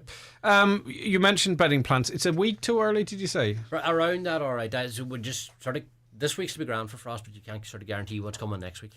All right. Your famous chicken manure pellets, says this caller. Can you put on too much of them in your shrubs and bedding plants? Does too much force the plants to grow too quickly? Actually, the poultry manure wouldn't actually do that, in the sense that what it relies on bacteria in the ground to break it down. So they actually break it down at a given speed. So by putting on too much, you're unlikely to do much harm. But what you could do is you're effectively wasting it, because it's not doing the job it should. All right. Camellia, I've had it for several years. No flowers. Yeah. Once again, that comes back to your sort of azalea rhododendron food. Fertilised this time of year, you won't get flowers this year, but hopefully you would get next year. Would you ask Paul, what can I do? The garden is full every night with rabbits. Rabbits, right. A couple of things. If you want to go the organic way to get rid of them, rabbits hate human hair. So it gets mixed up in their fur and they just don't like it. So go to your local hairdressers. Go to the barbers and get whatever they sweep off the floor and scatter it around. You can see the sort of runs where they go. Yeah. Put it there where they're entering your garden, and hopefully should keep them out. Discourage them. In other words, send them to your neighbours. Pretty much. The other thing is cayenne pepper. Sprinkle it about. Okay. Hair's cheaper. Hi, Greg. Will you ask Paul about last year's compost? I have big containers that I put fresh compost into last year. Do I have to change it all this year, or do I just put it onto the garden if I do? If they're very big containers, you can get away with leaving about a third of it in the pot. Yeah. So you can't. The only thing you have to be very careful is give it a wee check for slug eggs or something like that first, because sometimes over the winter they can actually lay eggs in pots. Is there any natural, non-chemical way to kill weeds on concrete? Now I've seen, and I think you're going to give us a recipe here. This stuff and what on YouTube time lapsed, and it seems to be really, really effective. Yeah. Various concoctions. So what's your suggestion? Very much. If you're going an organic sort of way, you have your traditional sort of non-chemical one you mix up using vinegar, Epsom salts and dry liquid. Basically, the fairy liquid is just there to stick to the plant, and it's the vinegar sort of the acidity kills off the plant. It's effective, but you have to use it quite often. Yeah. So you do. The other Does thing does that go down to the roots, or does that just kill off what's above the ground? More or less, yeah. To an extent, it's a wee bit systemic, but it more or less just kills off above the ground. Okay. A lot of people use actually just boiling water poured on them, and that's effective at getting rid of seeds too. That's going to come up in the future. Okay. Right. But that's only kind of for a small area. Have you seen the price of electricity? Get a kettle and a campfire. Okay. Right, listen, Paul, that's all we have time for. People can call down and see you, the rest of the team, presumably, at Ballochder Garden Centre, Letterkenny. Our garden centres are very welcoming places, I think. They're not intimidating. Yeah, but like sometimes you go, I don't know anything and I might look silly. Or it's not like that. You get down and you guys you love what you do and love talking about it as well and sorting people out. I know people in garden centres tend to be passionate about plants and not too happy. So you might be happy to get away sometimes. Sorry, Paul, I have another appointment. Yeah. Come here. Listen, Paul McLaughlin, thank you very much indeed. Thank you very much. Back with more after these.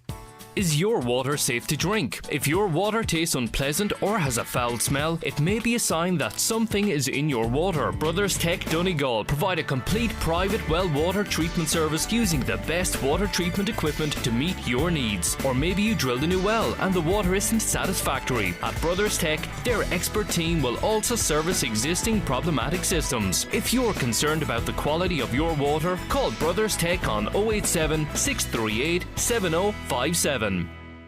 The hilarious Three Hail Marys is coming to Letterkenny. Mary, how are we going to keep in touch? I know, Mary, I know. Send me a twit. See Three Hail Marys at Ungrainon Theatre, Letterkenny for one night only, Friday, May 13th. See ungrainon.com or call 074 9120777. Farmers to be paid €100 per hectare for silage and hay. For more in this week's Irish Farmers Journal, here's Paul Mooney. We have all the details of the new silage scheme targeting beef and sheep farmers. Major Teagasc U-turn and suckler beef advice. The beef trade is booming. We reveal the reasons why and will it last. And find out how you could save thousands by switching mortgage provider. Plus, don't miss our baled silage special, only inside this week's Irish Farmers Journal. You cannot afford to miss it. At Chrysler Supermarket, we offer daily specials at our deli with fresh and delicious food to go. Avail of our butcher's weekly specials or choose from a range of healthy options and pre-packed meals, plus many more offers in store. We're open 7 days for your convenience. Chrysler Supermarket, where quality and value is assured. Highland Radio weather updates with Ireland West Airport. Get ready to hit the beach and soak up the sun by choosing flights to Alicante, Barcelona, Faro, Mallorca, Malaga and Milan this summer with Ryanair. Ireland West Airport. You're flying. So showery rain will extend across the region during the afternoon and evening, but amounts will be rather small. Sunny intervals will develop too as the day goes on. Highest temperatures of 13 to 16 degrees, winds mostly light. Now, you would have heard during the news that figures released by the Health Minister Stephen Donnelly show 495 patients awaiting a gynaecology appointment at Letterkenny University Hospital. The average wait time for an outpatient appointment is 98 days. Now, in other hospitals, I think particularly in the capital, the number is understandably greater and the waiting time longer. Martin Varley is Secretary General with the Irish Hospital Consultants Association, and he joins us now. Martin, these are concerning figures, and unfortunately it seems the way things are panning out and what has gone before, things might get much worse before they get any better.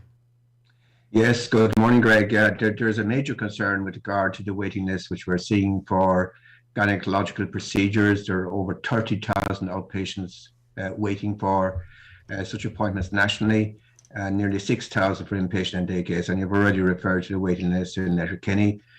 Similar waiting lists exist in Sligo as well. So the whole northwest of the country is facing major problems for two main reasons. Firstly, we're finding it more and more difficult to fill approved consultant posts, and that's partly due to government not acting to ensure we're competitive.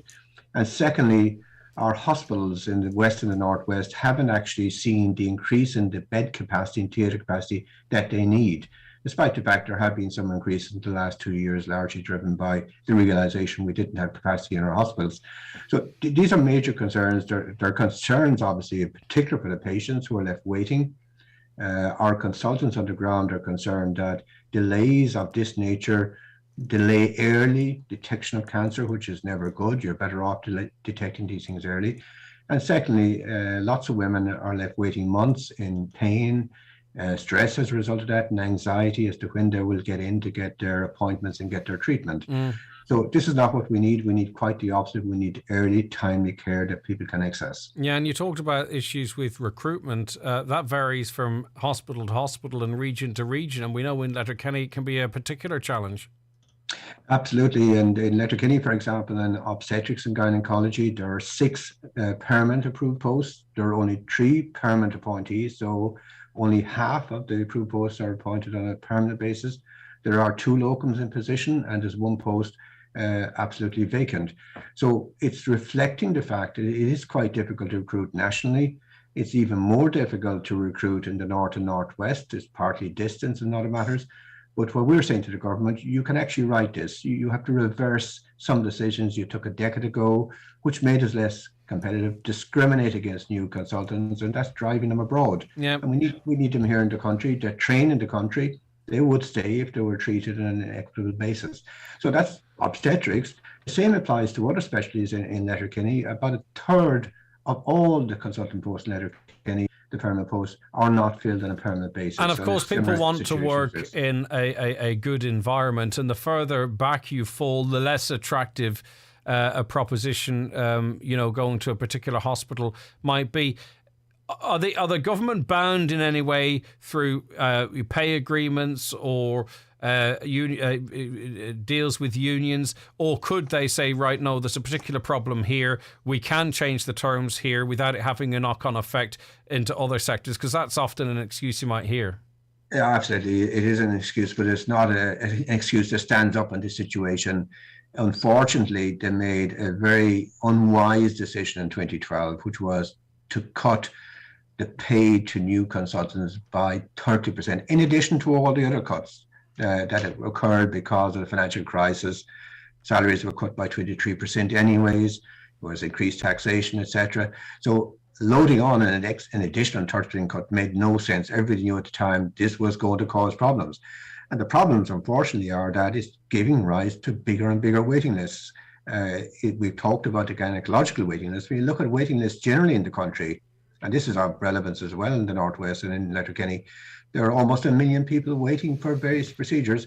And the approach of the government seems to be, we'll spend money on outsourcing it. Yeah, but what I find frustrating about this is we spend money on outsourcing it, of course, but also with later diagnosis, maybe more complex treatments, we end up not only primarily people's health and outcomes being harmed, but also we have to spend more money. So if we front load as I say, time and time again, it's the same story. If we were to front load this and make it a more attractive proposition to work here, we'd get to see people earlier, we'd have earlier intervention, better outcomes, and it would cost us less money. Like, it seems to me like a no-brainer.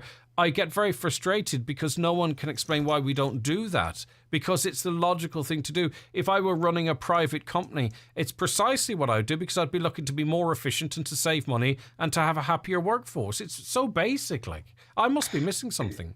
It is. Well, unfortunately, you're not missing anything. You've assessed the problem accurately. It's a very simple solution, really. We need to invest in our public hospitals. Outsourcing, when you hit crisis after crisis after crisis, nothing but a sticking plaster approach. In fact, the private hospitals don't have the capacity to provide this care. So on the one hand, the government is saying we'll outsource it, or else we'll ask our consultants to work extra hours, etc. And in fairness, consultants are doing that across the country, but they can only do so much. For example, in Letterkenny, they run extra outpatient clinics on Wednesday evenings, and again all day Saturday. But, it's just chipping away at a big, big problem. We need a sustainable solution. Sustainable solutions mean fill your consultant posts in your public hospitals, make it attractive enough to fill the posts everywhere in the country. And as a former leader of a government in the 60s said, the rising tide lifts all boats. And shake that money tree, which we were told didn't exist, but quite clearly it does. Martin, thank you for your time this morning. Thank you very much. All right, take care of yourself. That is Martin Varley, Secretary General with the Irish Hospital Consultants Association. That is where we have to leave it on the programme today. Just to let you know that John Bresson's broadcasting from Letterkenny Main Street, just outside Dillon's Hotel, in the lead up to the County Fleadh.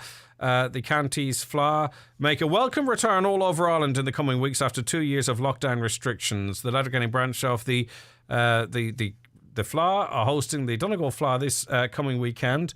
That's the Celtas. It's holding the Donegal Fleadh this coming weekend from Friday through to Sunday. You'll get to hear some of that music and some of the crack and what have you with John after the news at 12. We're back tomorrow morning with the Friday panel and all the usual stuff. Leo Varadkar will be joining us on the programme as well. All that from 9 o'clock tomorrow. Have a good day. Since she got her free hearing aids with her PRSI at Specsavers, Roisin is a changed woman. Music has never sounded better, and that makes her dance. And dance. And dance. Her singing, though, well...